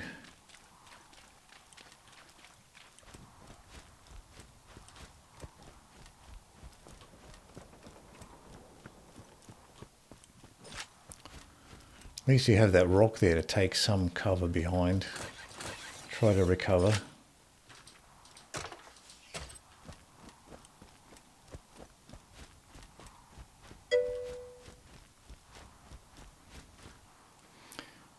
Now, here's a question. How the fuck are new players supposed to do this, meaning they don't know that the grog is a thing? Yeah, seems impossible.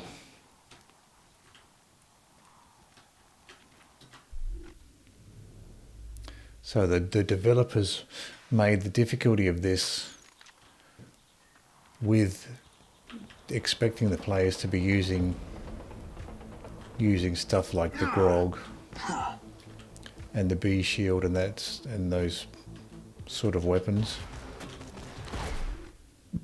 Let's swap out the Herald here for the Hornet. Got a Surveyor too by the look of it.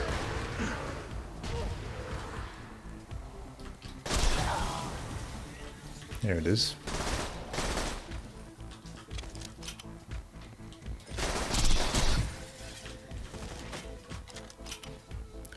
We still have a loader wandering around too. There it is. Hopefully these magic missiles can slag him.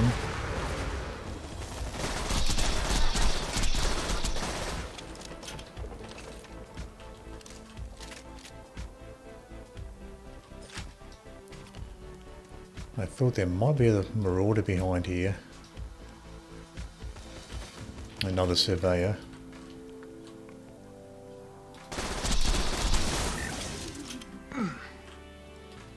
Oh, two. There's one around the back. I'll fight the Surveyor around the back if I can. And I'll at least be safe from shots from in front.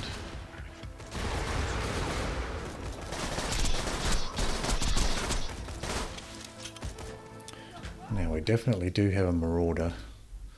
I'll use the sniper for this Marauder.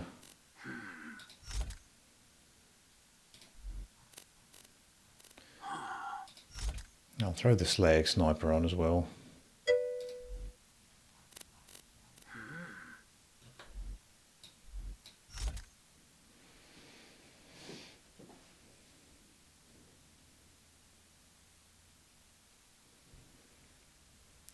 I sometimes get the same impression. Yeah, it's very difficult.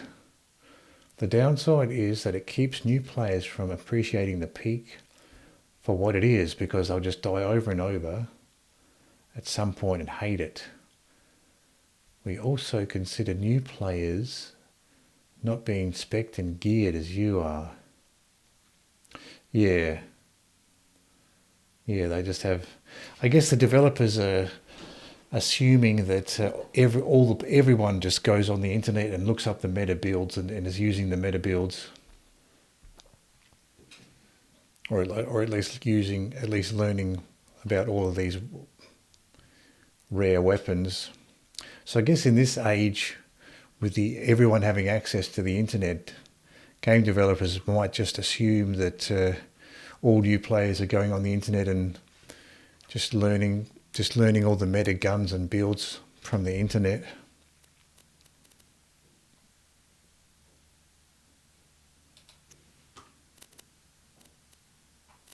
Which is kind of sad. It is good when the difficulty curve is set so you can sort of discover things on your own.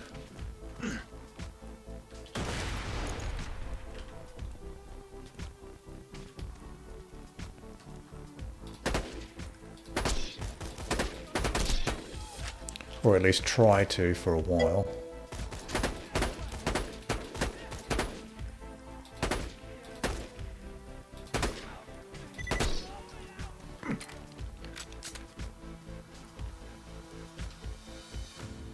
Yeah, that's the freaking exponential scaling.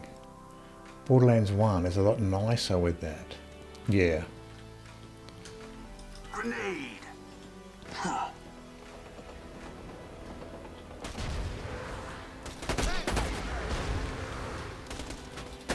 I enjoyed that. Pre-sequel kinda, but not really. Pre-sequel's way too easy. Here, grenade! There's still one more Marauder back here, I think. Skin was getting old. Come. No. No.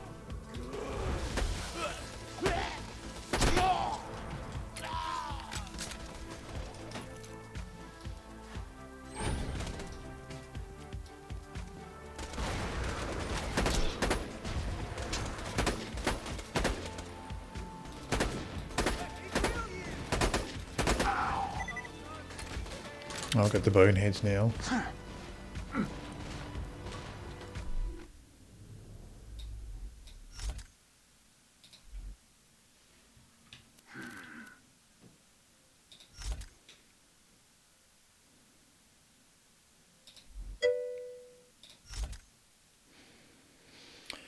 It's a good time though for a playthrough or two. Certainly lacks the replayability Borderlands 2 has due to the huge lack of content. Right. Pre-sequel. I think I have the pre-sequel. So I've got Borderlands 2, the pre-sequel, and 3. So I do have an opportunity to try out the pre-sequel at some point.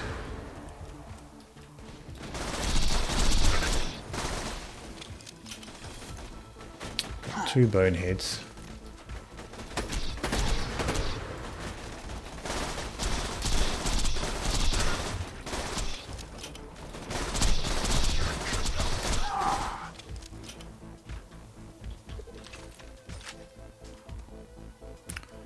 There's still something back here. It's probably a marauder behind cover.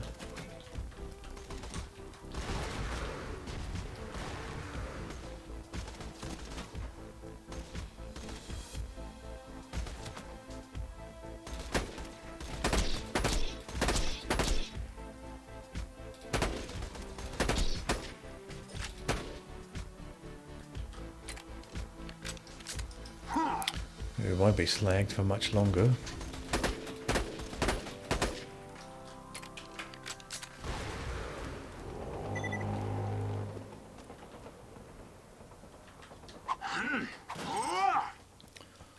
So, not much content for... Oh yeah, TPS is usually packaged with Borderlands 2. Yeah. Oh, so it probably comes with the Handsome Collection, probably, because that's what I got, so might just come packaged with that. Well, well. Another bone shredder.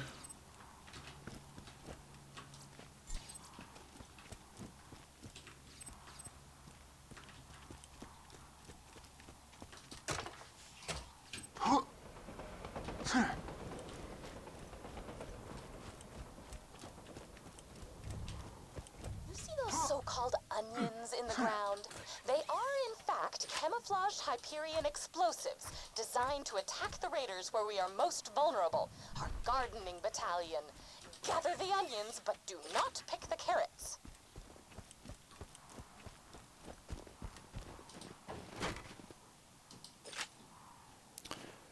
It's a good, pretty large DLC to Borderlands 2, so to say.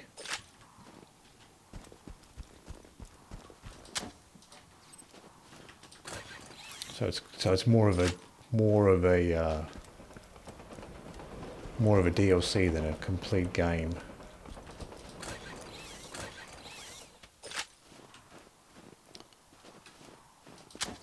But the pre-sequel is like a standalone game, isn't it? Like, so you can play it without Borderlands 2.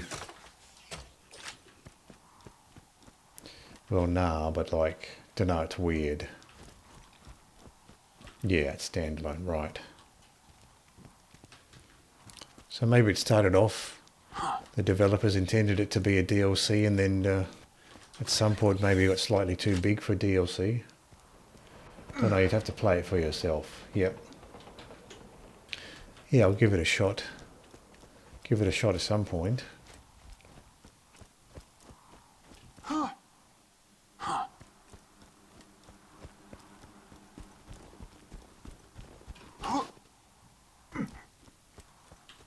There's a ammo box. It's got the little ammo boxes up this way.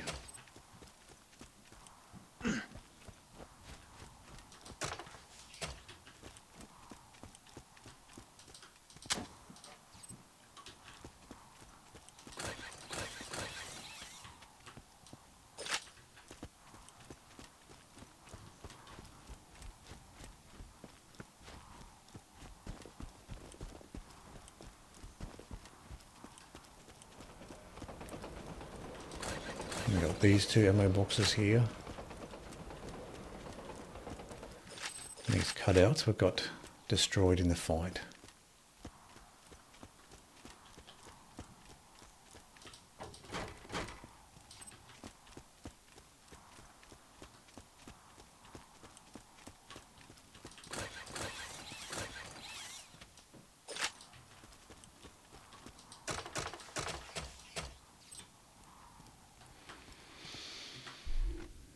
So, for the Doc Mercies,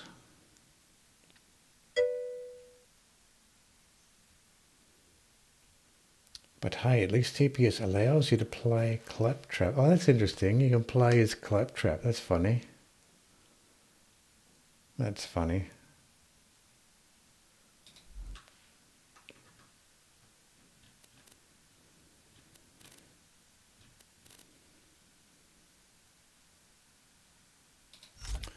Let's try the flame sandhawk here. We'll keep the B on.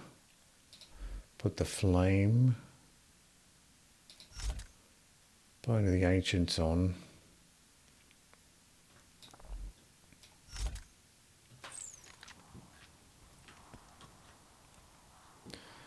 I think you can get surveyors spawning in.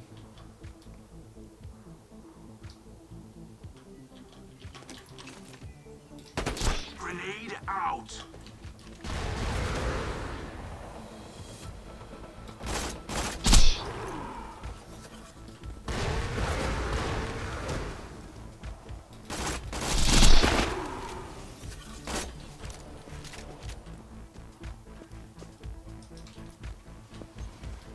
I got the Doc Mercies here.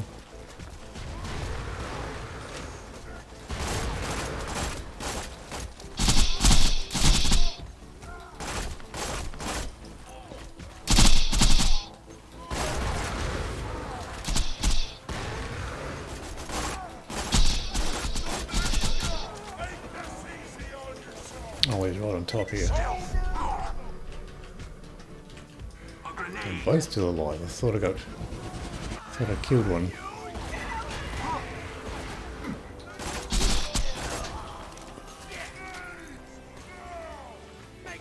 Didn't quite get him.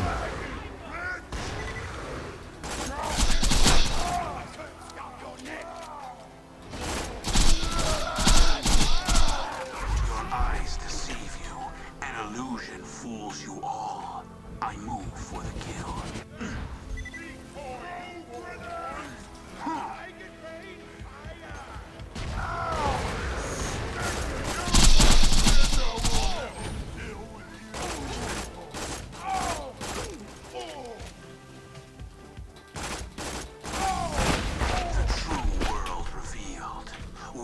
Is now known to me. Time to go to work.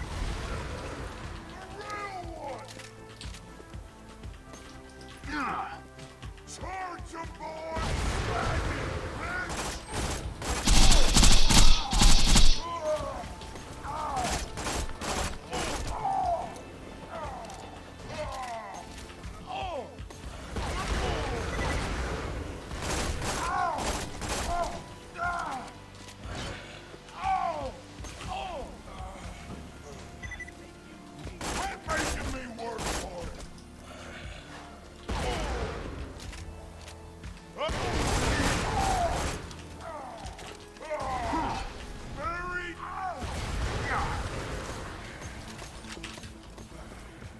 I think the Marauder was plinking away at me there. Where is this Marauder? There's still one Marauder causing the problems.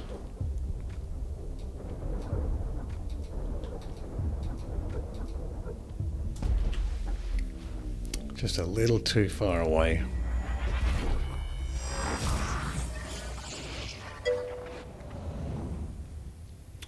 One shot too many, yeah.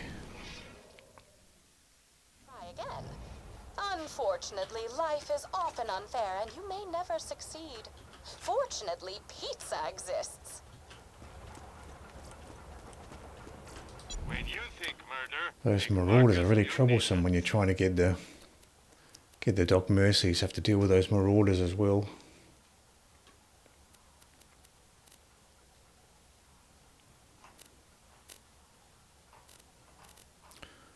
Top off our ammo here. Mostly SMG ammo, but a little bit lower.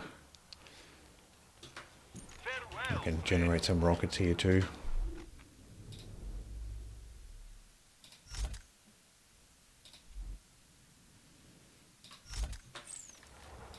My armor.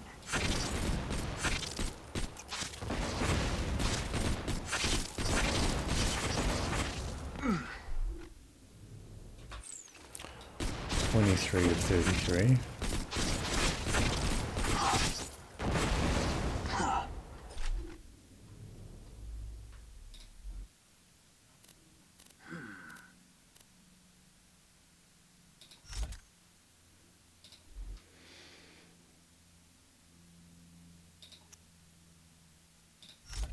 Flame Sandhawk works okay against the Doc Mercies if you have a chance to use it with the Marauders around.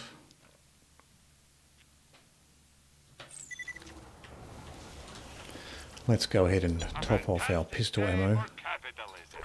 Thanks for the scratch. Don't have too much fun. And we'll just restart to reset the ammo boxes.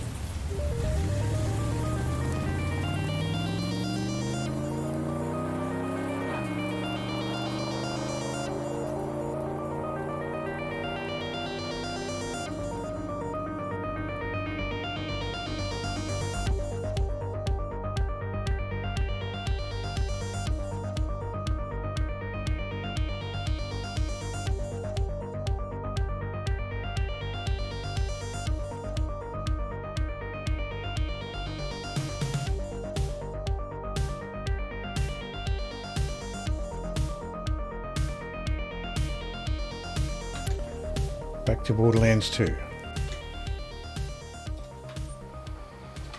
I think ammo's all ready to go.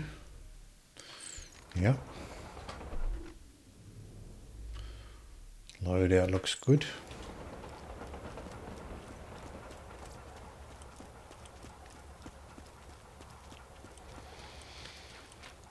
I think the bee shield and the sandhorse is probably the best idea for the Doc Mercies. Hello, Giraffe. How are you going?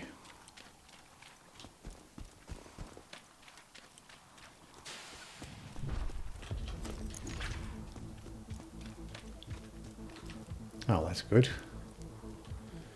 Doing well.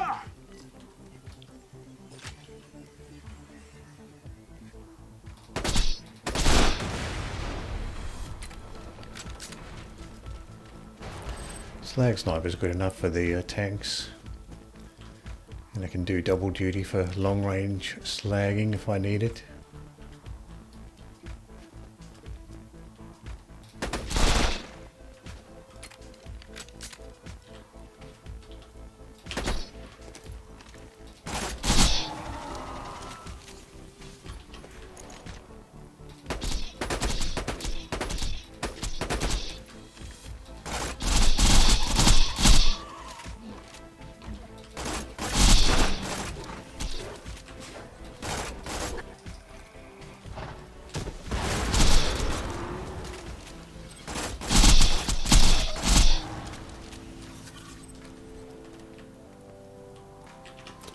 We just have the tank left here.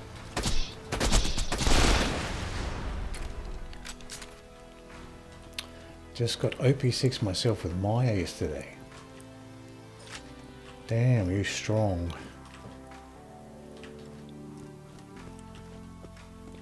Streamer strong. I think it's mostly because of this class mod here giving me the boost to the 2 Fang and the fire rate, which is very nice. So getting that double fire rate from the 2 Fang and then fire rate, that helps a lot with the DPS.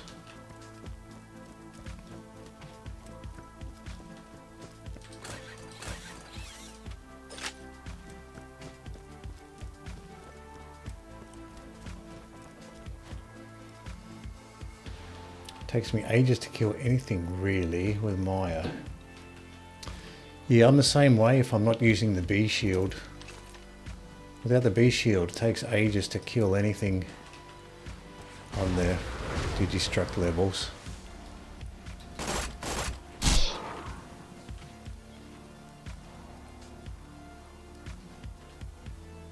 Grenade!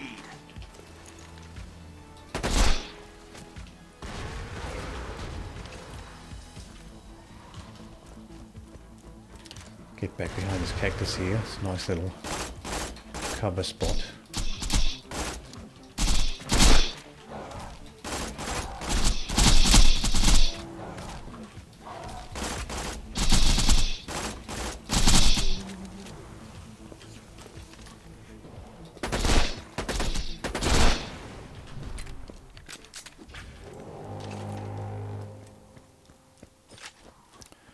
We got those ammo chests.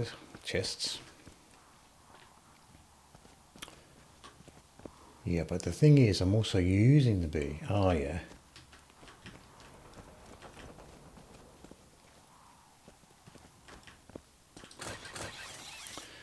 Yeah, I think it's that I did notice when I was using a different relic that didn't have that fire rate boost, that it did make a big difference as far as how quickly I could take down the enemy. So getting that boost in the fire rate really helps a lot there.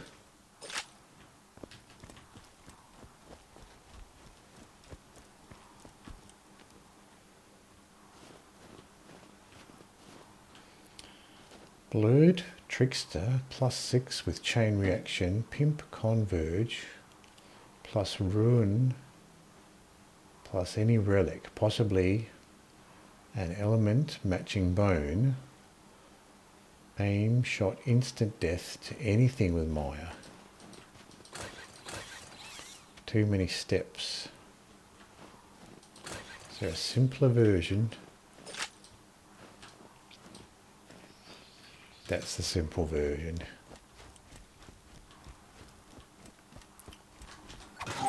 Yeah, some of these character builds are very specific in what you need to get them to work out well. Oh, now we've got a surveyor. Going to throw the Hornet on here for the surveyor.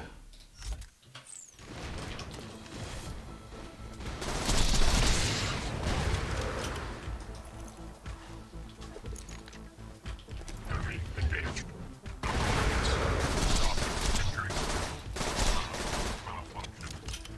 Get rid of these loaders. Doesn't look like we got any spider ants.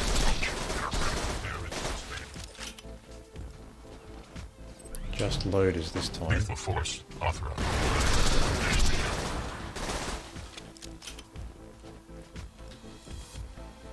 So we got lucky that time. No spider ants, just the loaders and one surveyor. It's 1 class mod, 3 skills and 1 relic. You just keep using the Sandhawk and the bee. Yeah, that's a very powerful combination. That's what I'm using mostly, Sandhawk and the bee.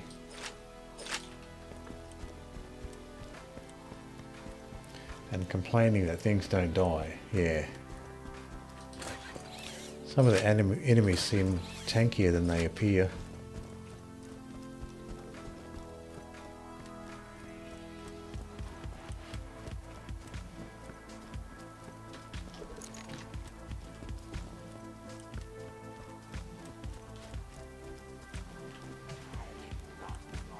We've got one enemy on the cliff here. Could be a marauder or a loader.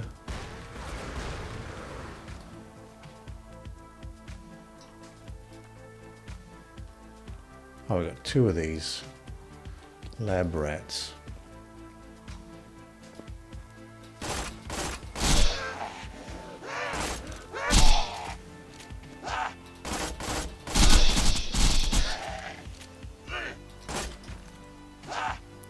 I don't think he's slagged anymore.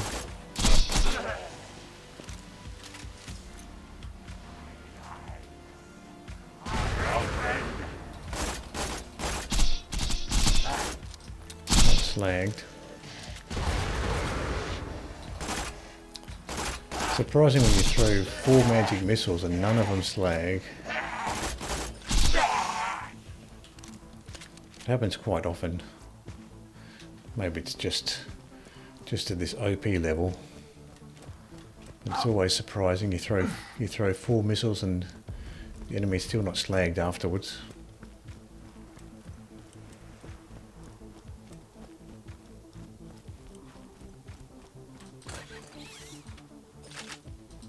Get these ammo boxes and these 2 at the back.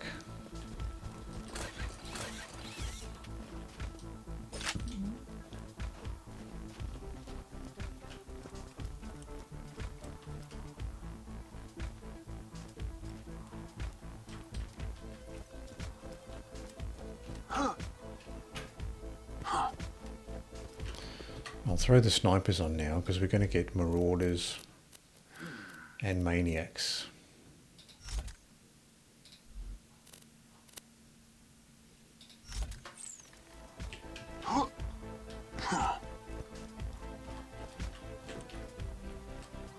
I wonder my plan. I need a powerful woman. Right. Enemies are spawning. Another maniac, a midget. Crimson Raider must always be alert in case of an ambush.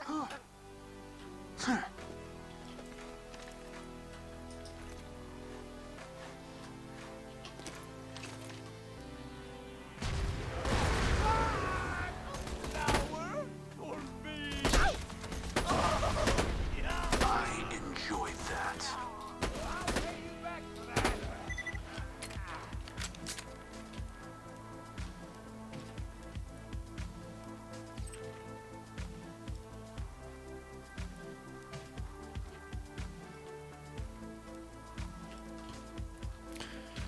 That's it for the Marauders. Now we can swap back to the Sandhawk.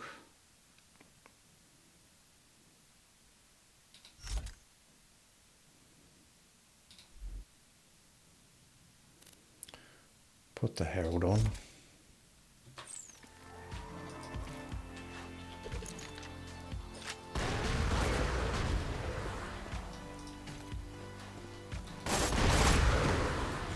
And I disappear, a ghost amidst the combat, preparing to strike.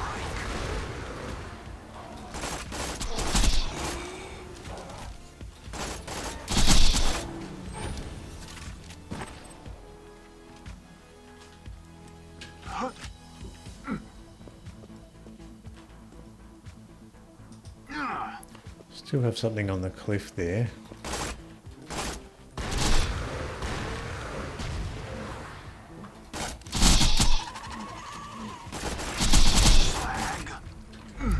Very long range with that particular area attack.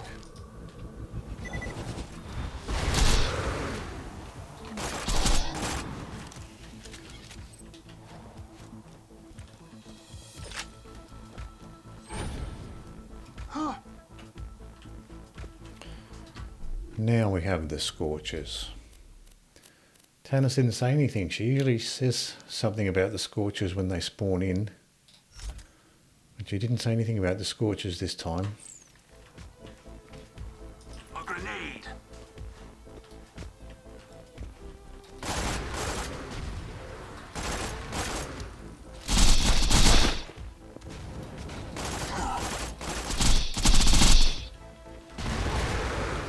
Ghosting.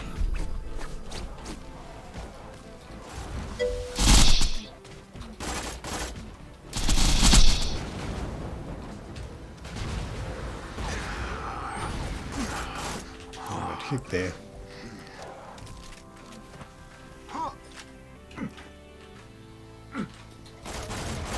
Goodbye.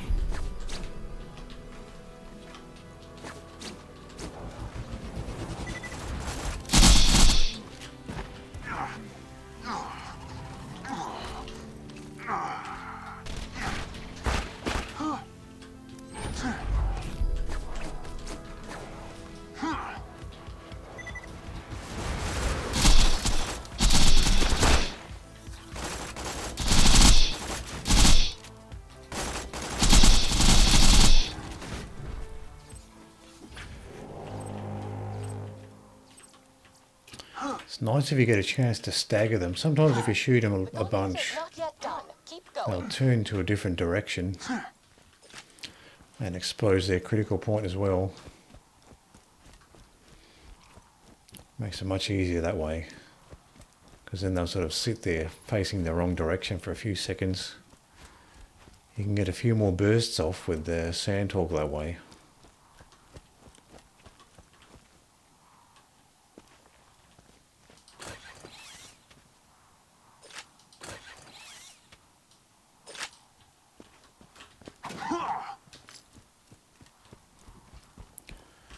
Get these ammo boxes. That'll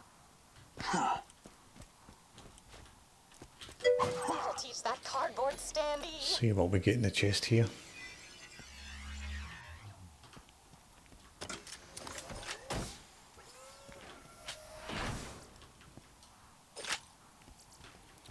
What's this purple one? Sure shot class mod, precision optics. Kill confirmed. I'll sell off what I have here. Got some junk to sell off.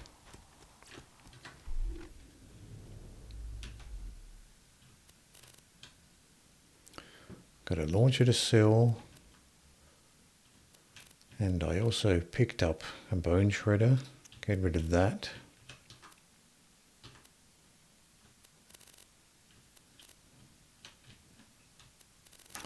That looks like it. I also picked up that shield that had the explosive resistance. I don't know whether that's going to be useful or not, but Tell your friend, Marcus munition. might be.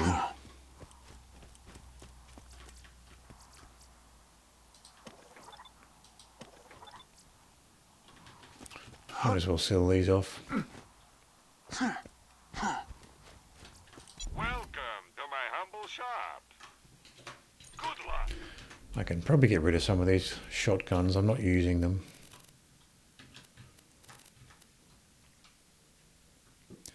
This shock shotgun, get rid of that. This corrosive one, don't use that. Get rid of that.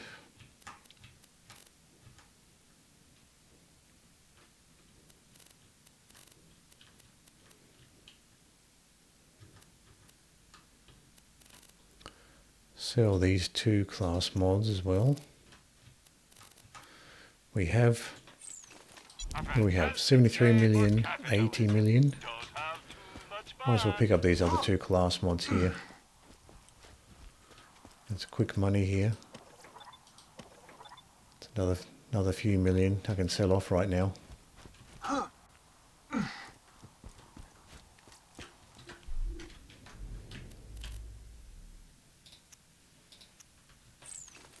You won't find better merchandise anywhere else. I made sure Okay. of that. We can swap out this non-elemental Sandhawk for the flame one. For Dukino's mom, which will be next. We still have the flame bone of the ancients, we can leave that there. And the herald, we can leave that there.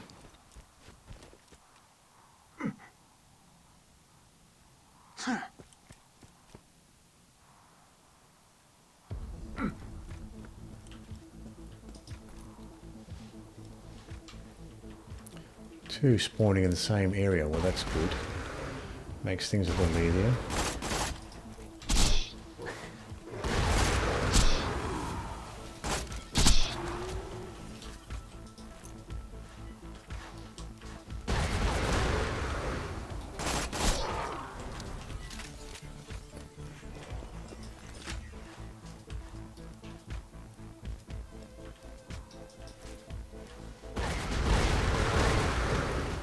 Magic missiles went off for homed in on the enemy that was around the corner. I was wondering where those other magic missiles were going. Well, as she is, I can relate to Dukino's mother. Oh, She we've got the dislikes orbs children, coming. is without social graces, and Gotta watch vomits out for the constantly. orbs. Oh, she's jumped on top.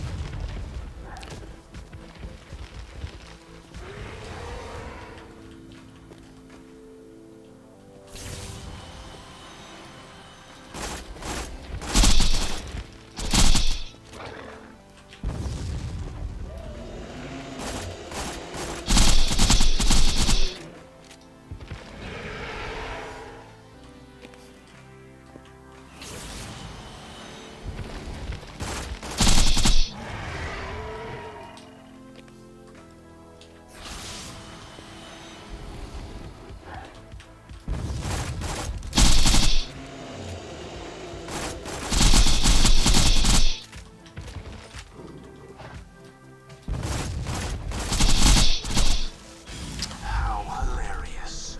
You just set off my trap card. Your death approaches. That's the wrong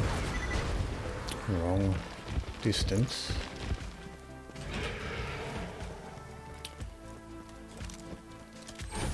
Still the wrong distance.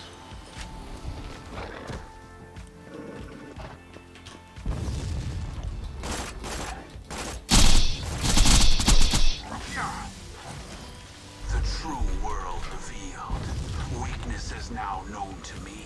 It's almost Time dead. to go to work.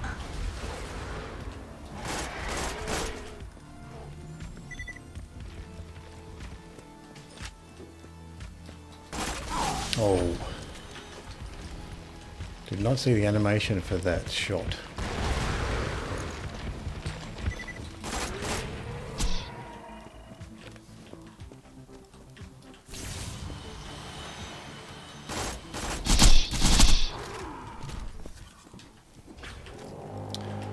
Gee, I was wondering how long she was going to take to die. She was almost dead for quite a while there. Thanks to Lilith and Moxie, I have found a way to combine Iridium and Digistruct technologies to Dull change purple the assault nature of rifle. life itself. The overpower upgrade awaits once I Mon- analyze your training data from launcher. this gauntlet. Sticky longbow incendiary. I've never seen this launcher before. Let's have a look at this launcher. Fire rate's lower. Magazine size 5. Does a bit more damage.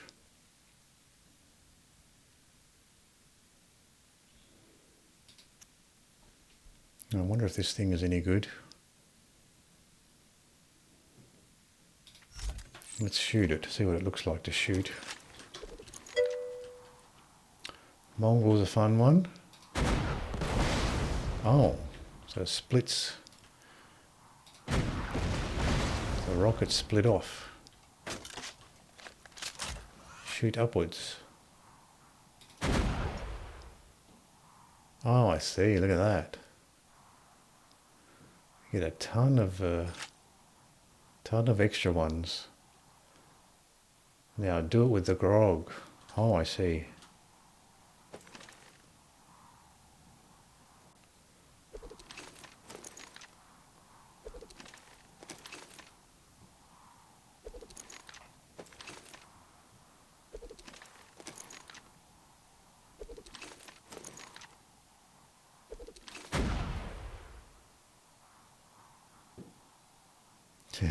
That's a ton of rockets.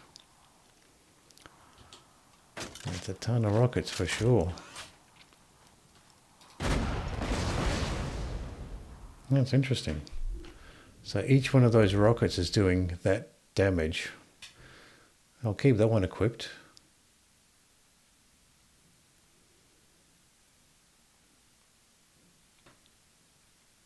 Very nice.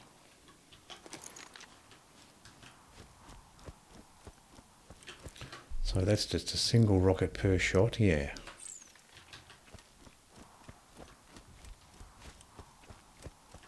Is a drunk effect on the grog random?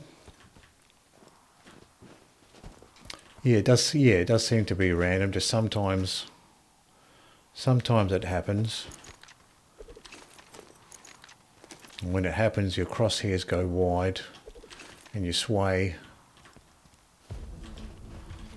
Yeah, randomly happens. Queen is as nefarious a spider ant as has ever existed. Not that it matters once you start shooting at her. You are not brain damaged. I have indeed spawned several clones of this enemy. But you likely are brain damaged.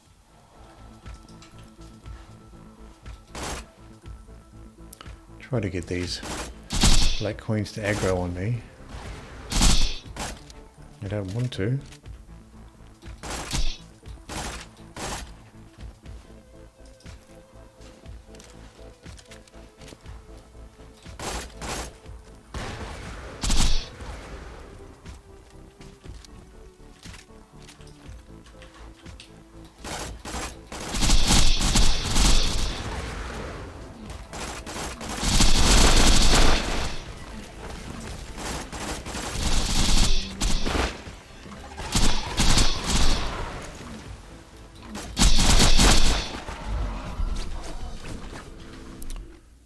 Yes, we do have the Herald there.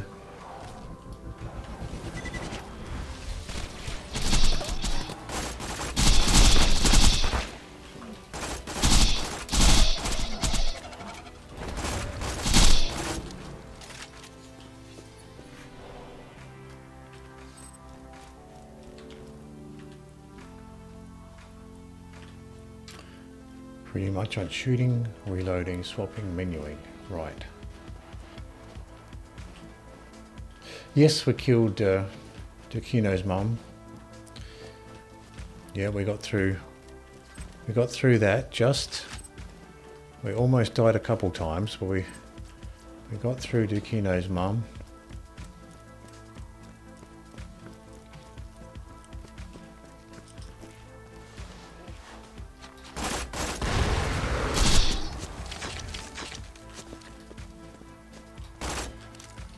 I think we have a sapper.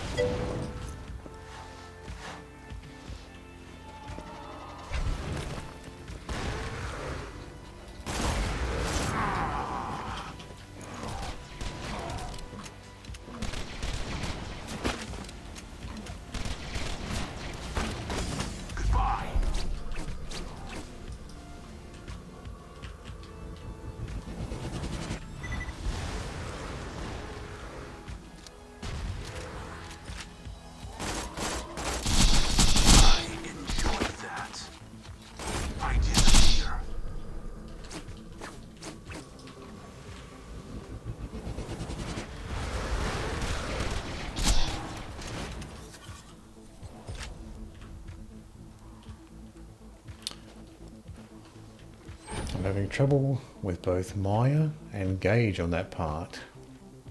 I could just cheese it with Gage, but that's no fun. Yeah, to kite Dukino's mum around that rock, you have to get the right distance. If you're too close, then her jumping a area attack will get you. If you're too far away, she'll shoot those orbs that very often get you as well. So you have to get the right distance as you're kiting her around that rock.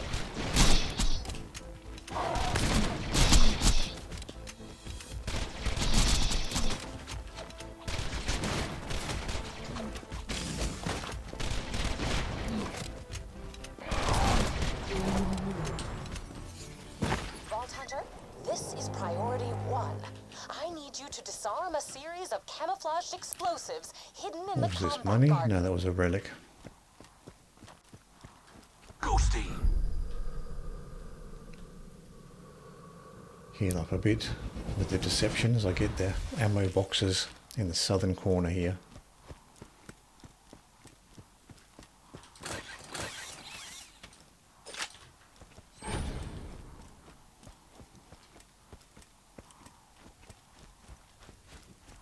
I think there is a Digistruct chest here. This Yep. chest is either full of great loot or full of crap.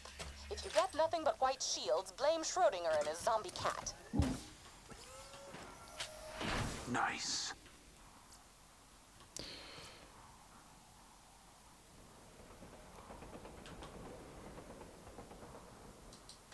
Take a look at that. Impressive. TDO pistol. Maliwan. I think that was an E-Tech, wasn't it?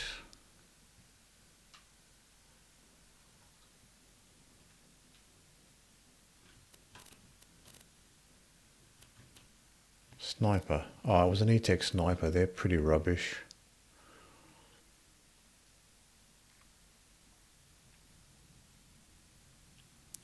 Yeah, it's just an E-Tech sniper. Not really worth using. E-Tech snipers and pistols are probably the worst ones.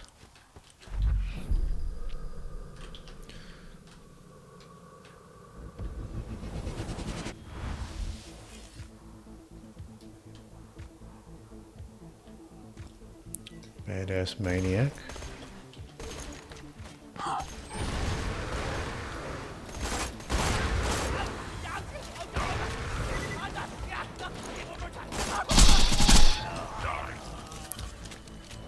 I think we might have a surveyor as well. I heard a sound effect that sounded like a surveyor sound effect.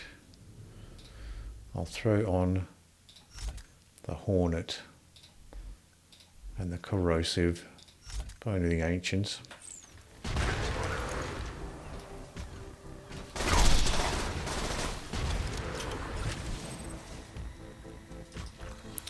Yeah, there is surveyor.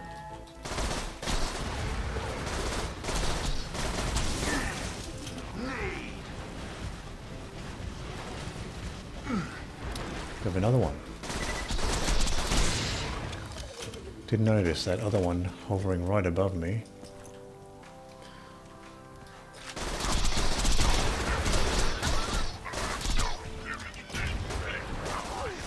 Seeing Jack's likeness destroyed fills me with a joy I usually reserve for watching children fall down and hurt themselves. He might not be slagged by the time my shields recover. Oh no, he's dead. The corrosion took him down. So it looks like we've got a load of heavy level this time.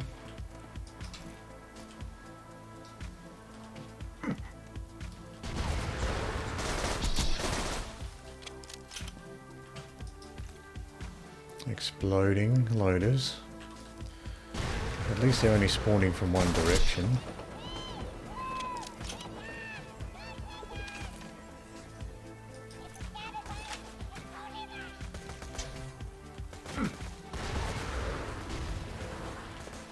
Got a maniac here.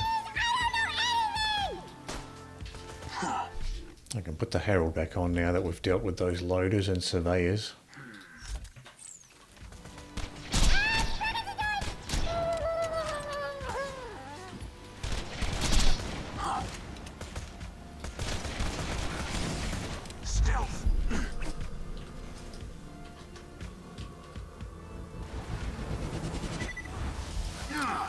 Thought I was going to be able to take that Marauder out with the Herald there.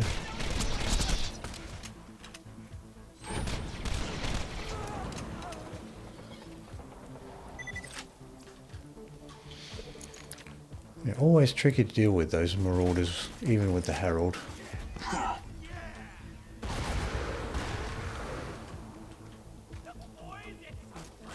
Yeah, we've got a bunch of Marauders. I can put the sniper on.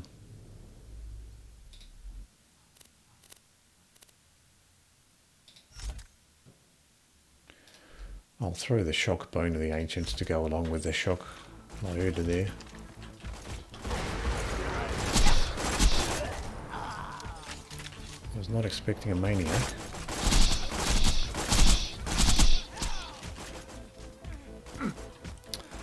So that Marauder was resisting the flame. I didn't notice that before.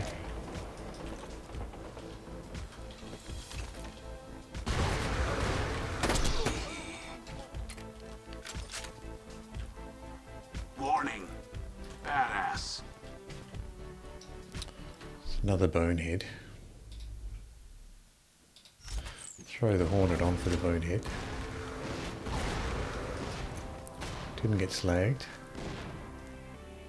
Watch out for the grenade.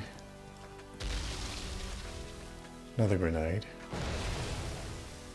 2 corrosive grenades.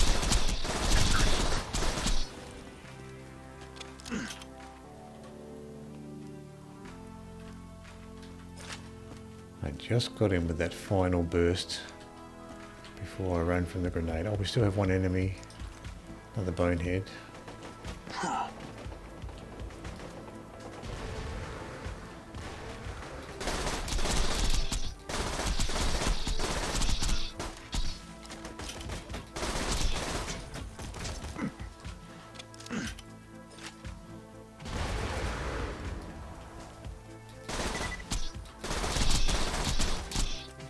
Oh, that grenade bounced way past.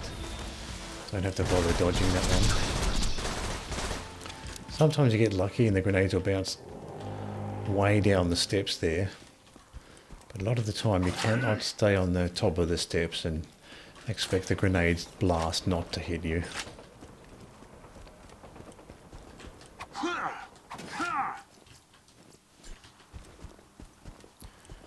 I'll get the southern ammo boxes first. I did restart the last time I died, so these ammo boxes should all be reset here.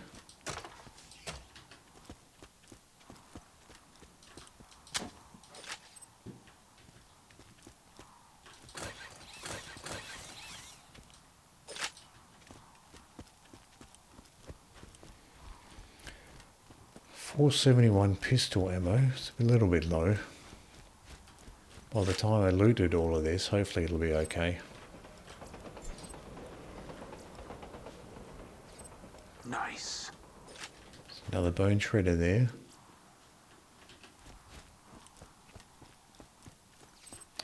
I guess I can pick that up and sell it. It's worth 1.6 million.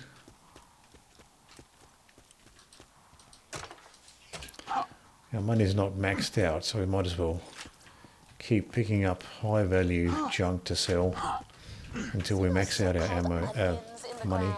They are, in fact, camouflaged Hyperion explosives designed to attack the raiders where we are most vulnerable. Our gardening battalion. Gather the onions, but do not pick the carrots.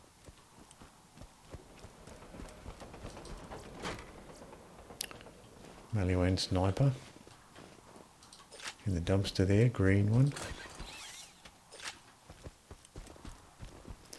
Get these ammo boxes. A lot of ammo boxes around the vegetable patch here.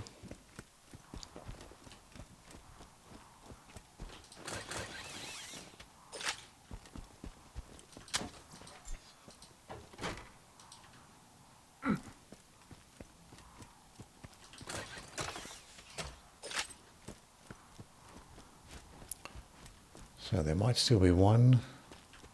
Oh, I think we did this one. No, we didn't. There's one more ammo there.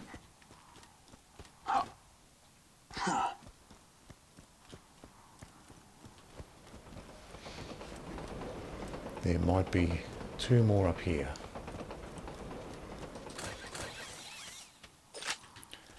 Pistol ammo looks a lot better now.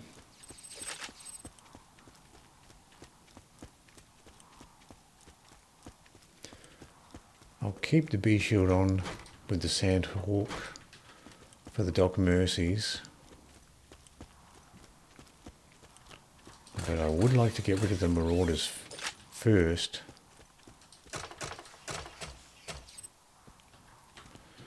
Let's just double check this loadout here. I might put the Slag Sniper on.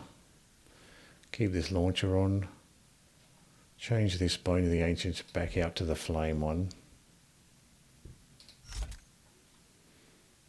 Let's try that. A grenade. So what do we have here? Horned Skag.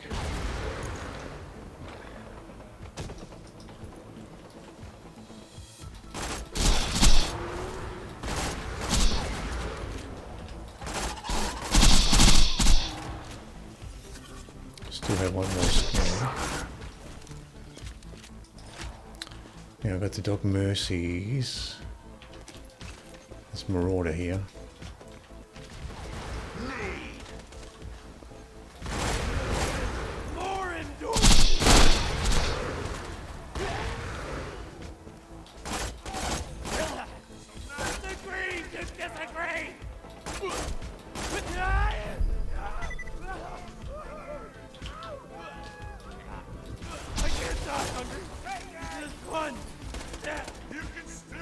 Still have this Marauder.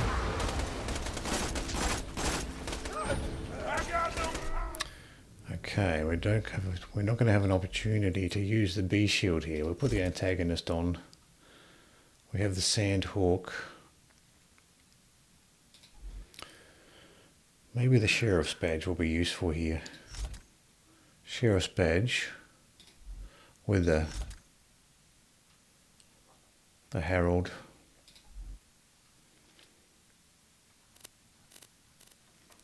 And we'll put the Lyuda on as well. Put the Herald back. See if we can get some work done with the Herald and the Sheriff's Badge. I'll make it cold out here. Really? Shields are down. Oh! Make this easy. Oh! And I disappear, a ghost amidst the combat. Preparing Certainly to noticed the strike. increase in the fire rate.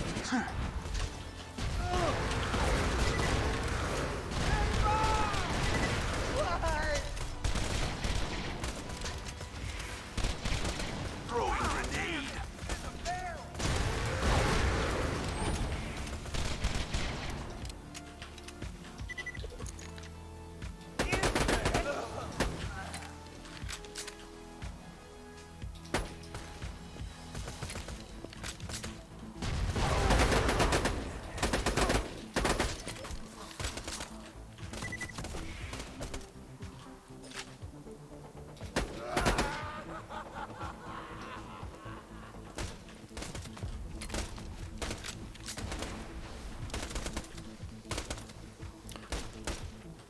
I'm gonna love watching you bleed out.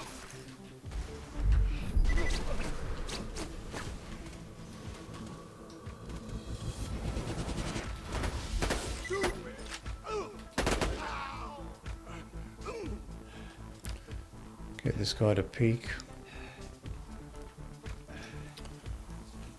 There's this weird glitch that happened last time where if I stood here, the Marauder would just face the wrong way. No, it's not happening this time.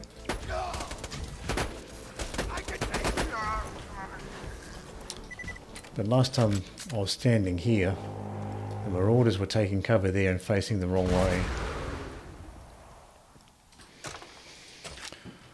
So that seemed like a pretty good idea. The Herald and the Sheriff's Badge. That gives you enough DPS to take the Doc Mercies out fast enough.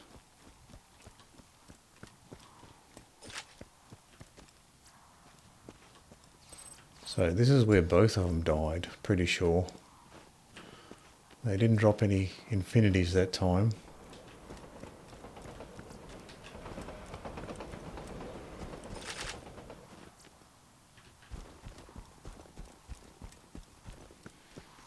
So maybe I'll just keep using that strategy.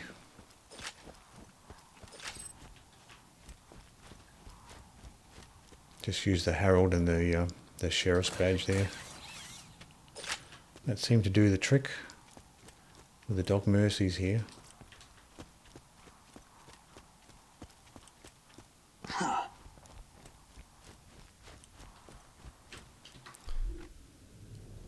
still have the antagonist on.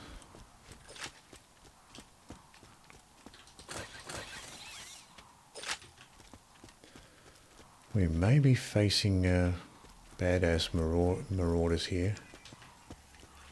Oh, I think it's loaders actually. Oh,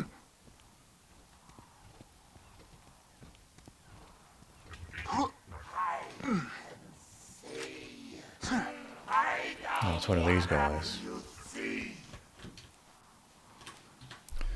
Might as well use the bee and the sandhawk for this guy.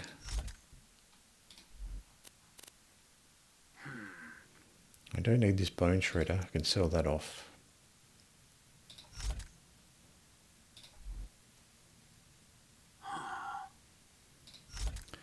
But this class mod with the Sheriff's badge gives you a very nice boost to the fire rate of pistols. As you can see there against the Doc Mercy.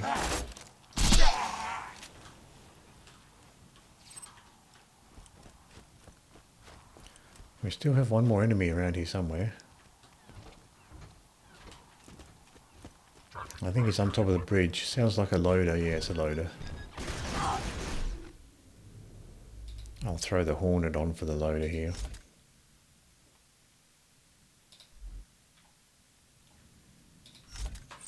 And the corrosive bone of the ancients.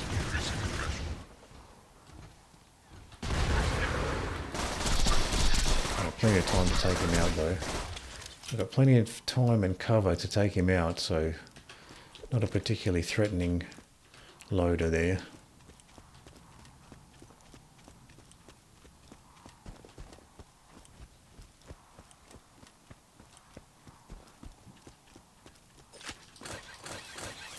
I didn't realise I had actually killed the Doc Mercies there.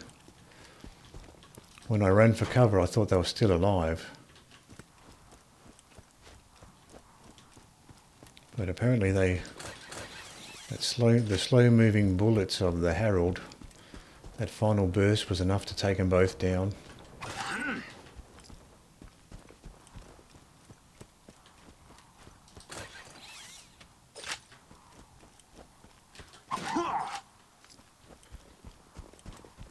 So the loader dropped this Dahl assault rifle.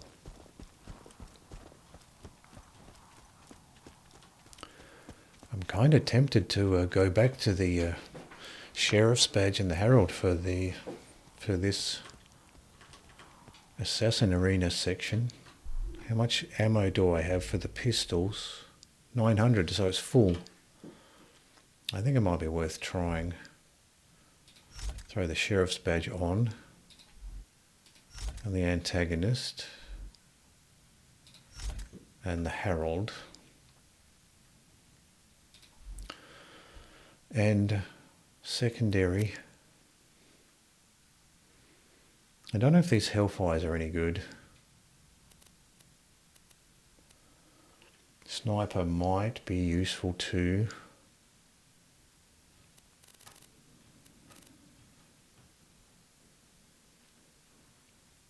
I don't know if the Blaster will be. Varuk. I might use the with the blast. I might use this plasma caster as well, maybe.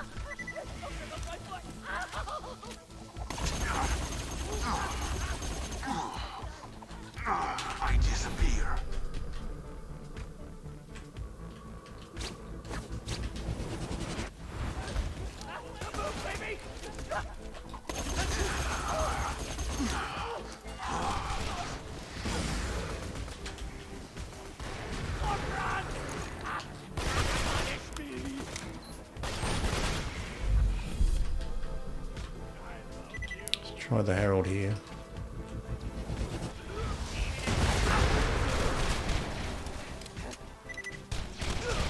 Sorry.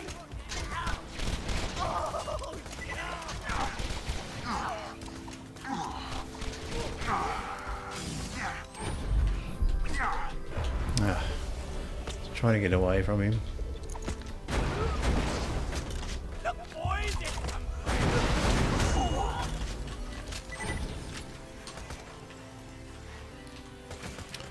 So with this particular relic, I'm getting a lower, smaller magazine size.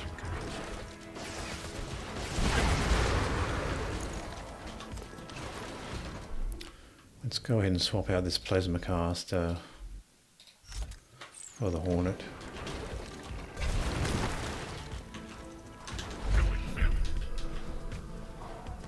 Reposition over here.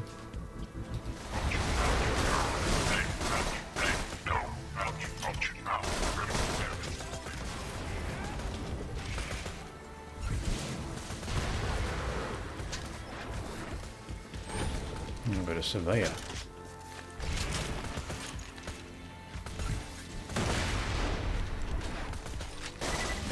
Feel the burning eating through my equipment. Must stop, drop, and roll. Stealth. Wrong move. Spider-Man's armor is made of a mixture of chitin and mucus.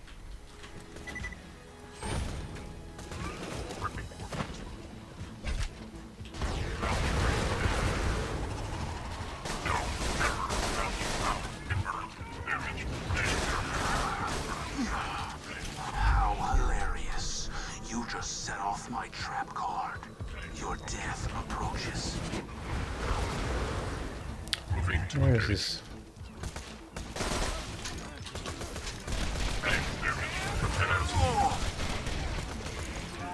surrender your weapon. Trying to get this surveyor.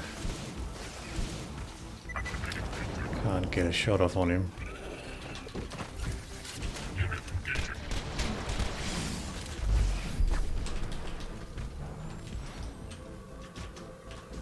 Increase the stop it.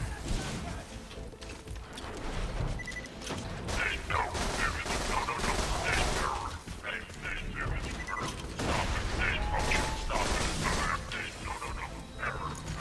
Hey, damage. No. Stop it. Error.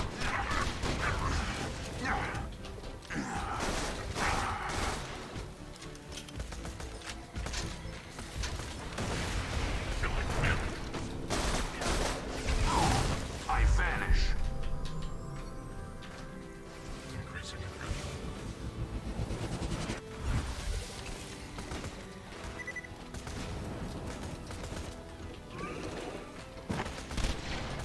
Lethal force authorized.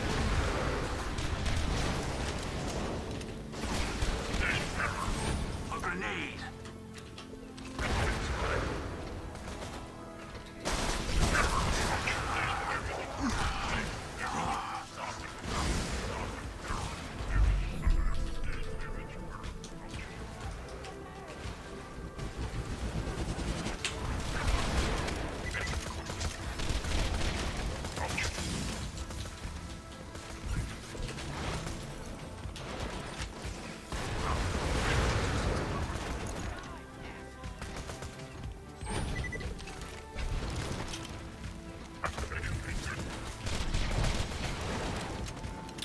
Where did this surveyor go now?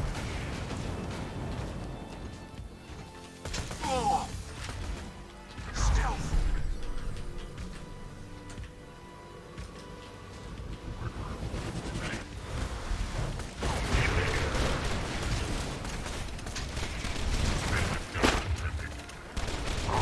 Requesting repairs. Okay, well that load is gone, even with the surveyor around.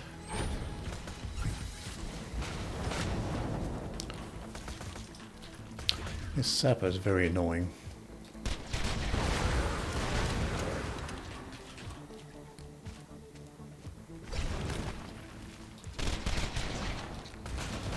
Finally, we're out of ammo for the pistol.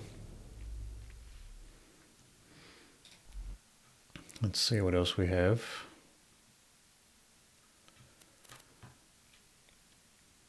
I got the curb blaster.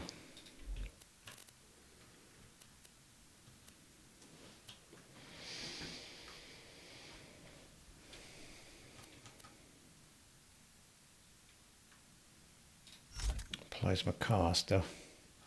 We don't need the sheriff's badge anymore. We might as well put the shock bone of the ancients on. We still need a weapon to take out the surveyor, I suppose. So neither of these is. Oh, I guess the plasma caster may do.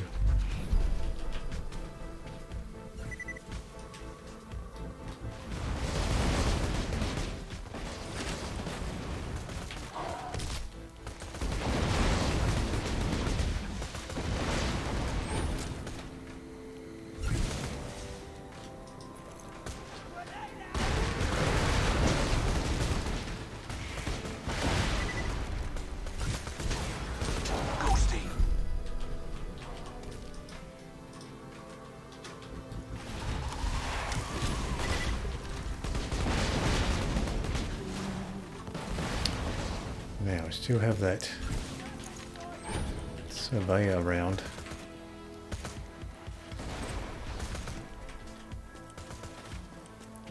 Might just have to go for the assassin.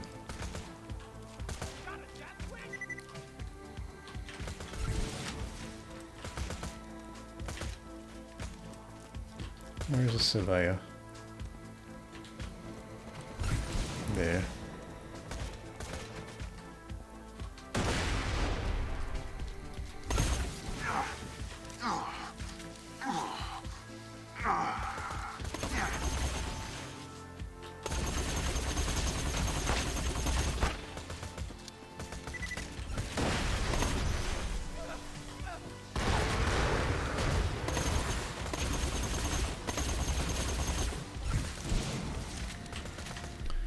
Sniper might be the best option for this assassin. I'm just going to go for the assassin, leave the surveyor for after, I guess.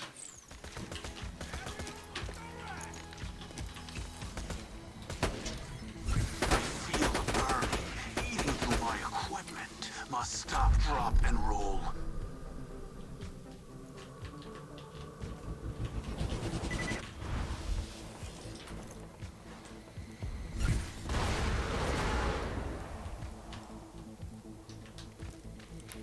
Taking cover on this side. Oh, was he I think he was resisting the shock damage.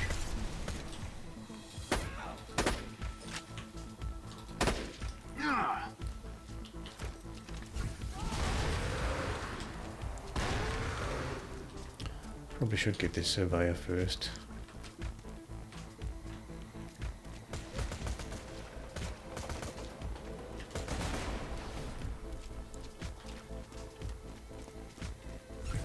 Try on this side to get the surveyor.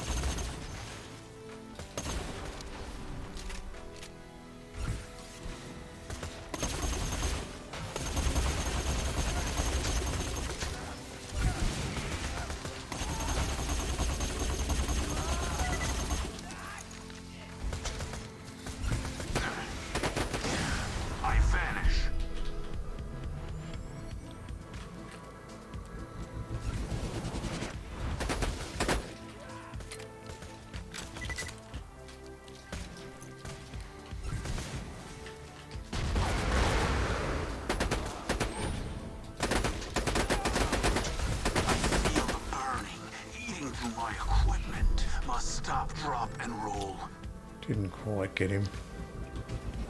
A grenade.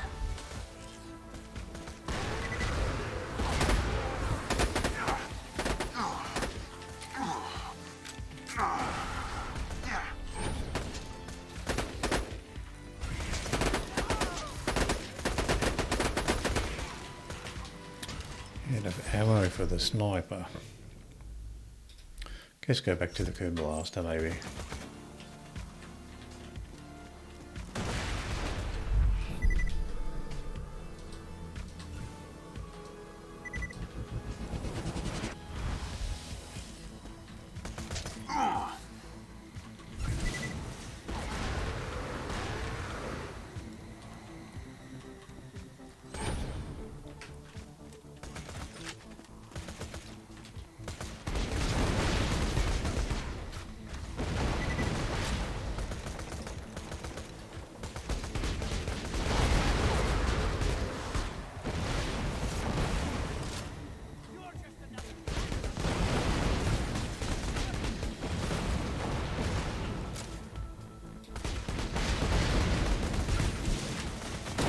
Good shot of the surveyor there.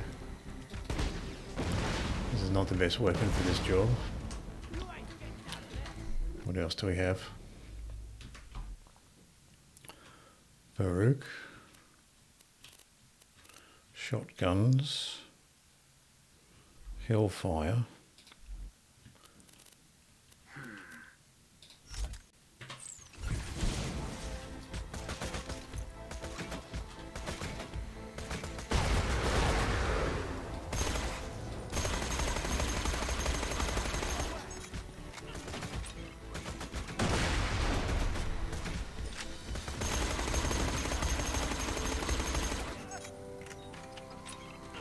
Not sure if he's resisting or not, he might be.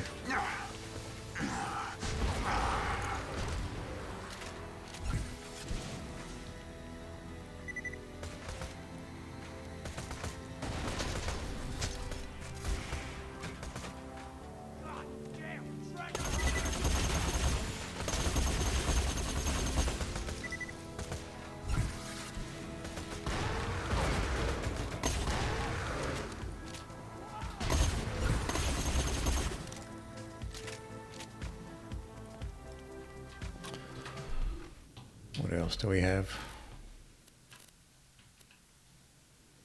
I guess we can go back to the sniper now.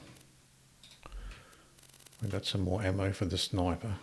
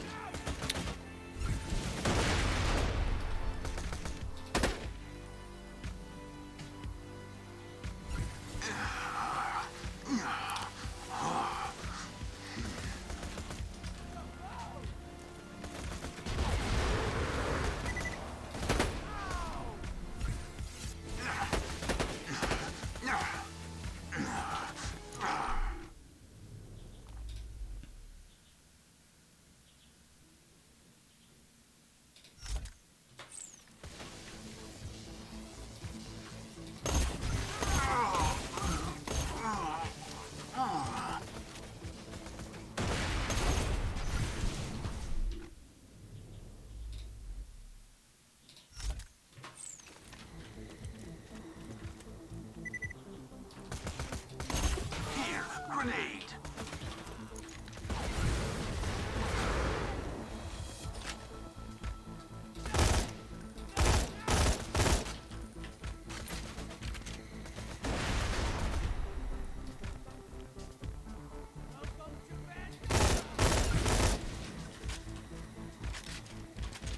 Might as well try for the surveyor.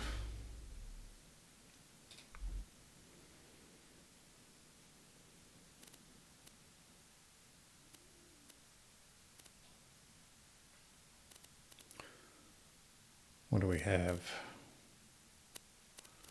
Shotgun, maybe this butcher.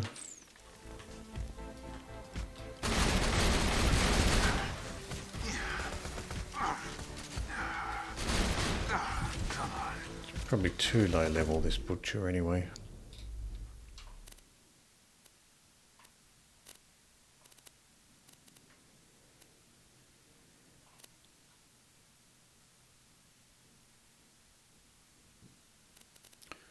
What else?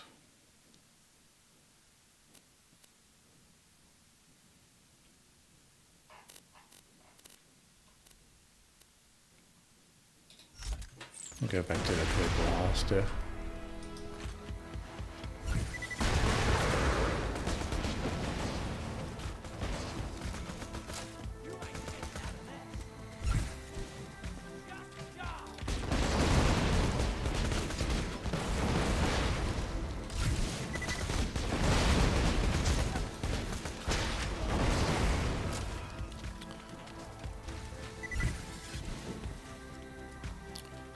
Now we still have this. At least we're just me and the surveyor now. So what can we do here?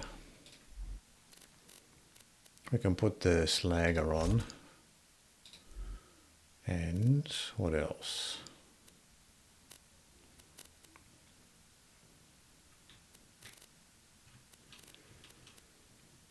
I mean, might just have to go with the bone shredder maybe.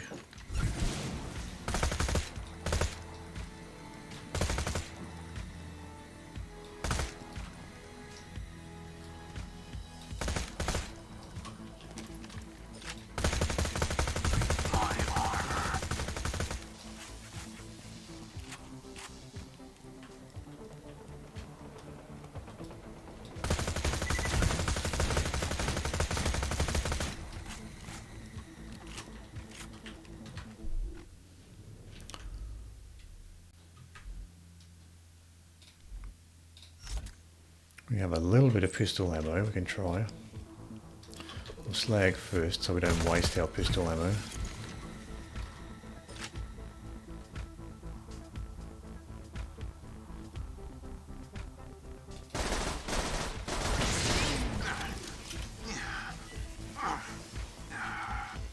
Got an Oni there. Another assassin there.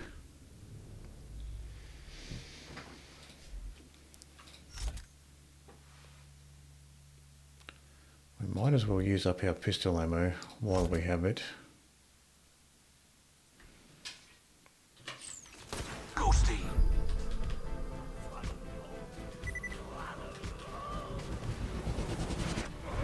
I think the rat assassin's probably the most threatening here.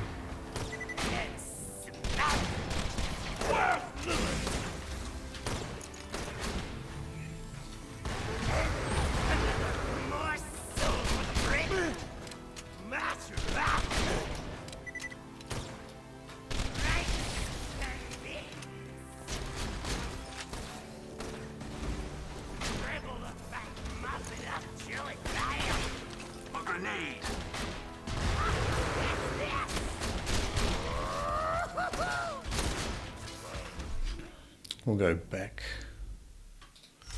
to the curb blaster here.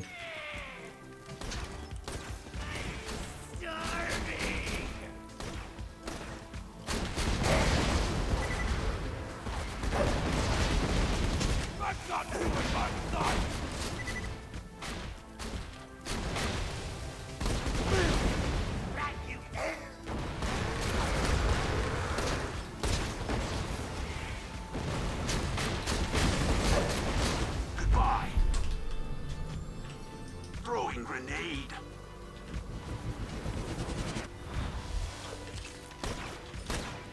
I should have kept some pistol ammo.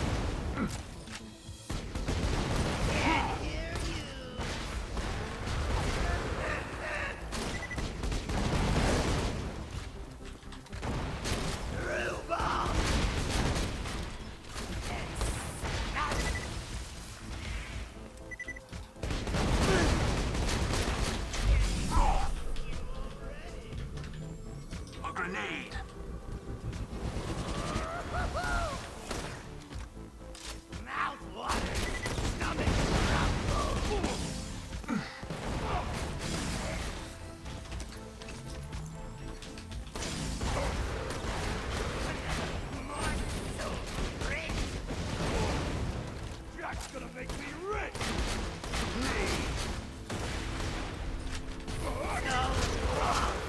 Ghosty!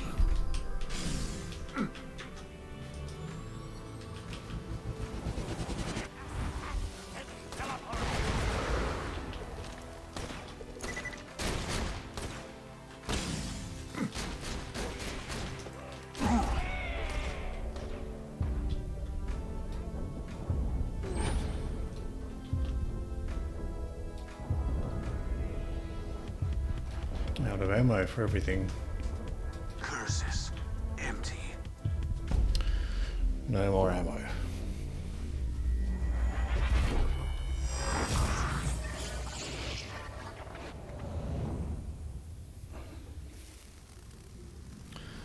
So the curb blaster wasn't good enough. Wasn't powerful enough there.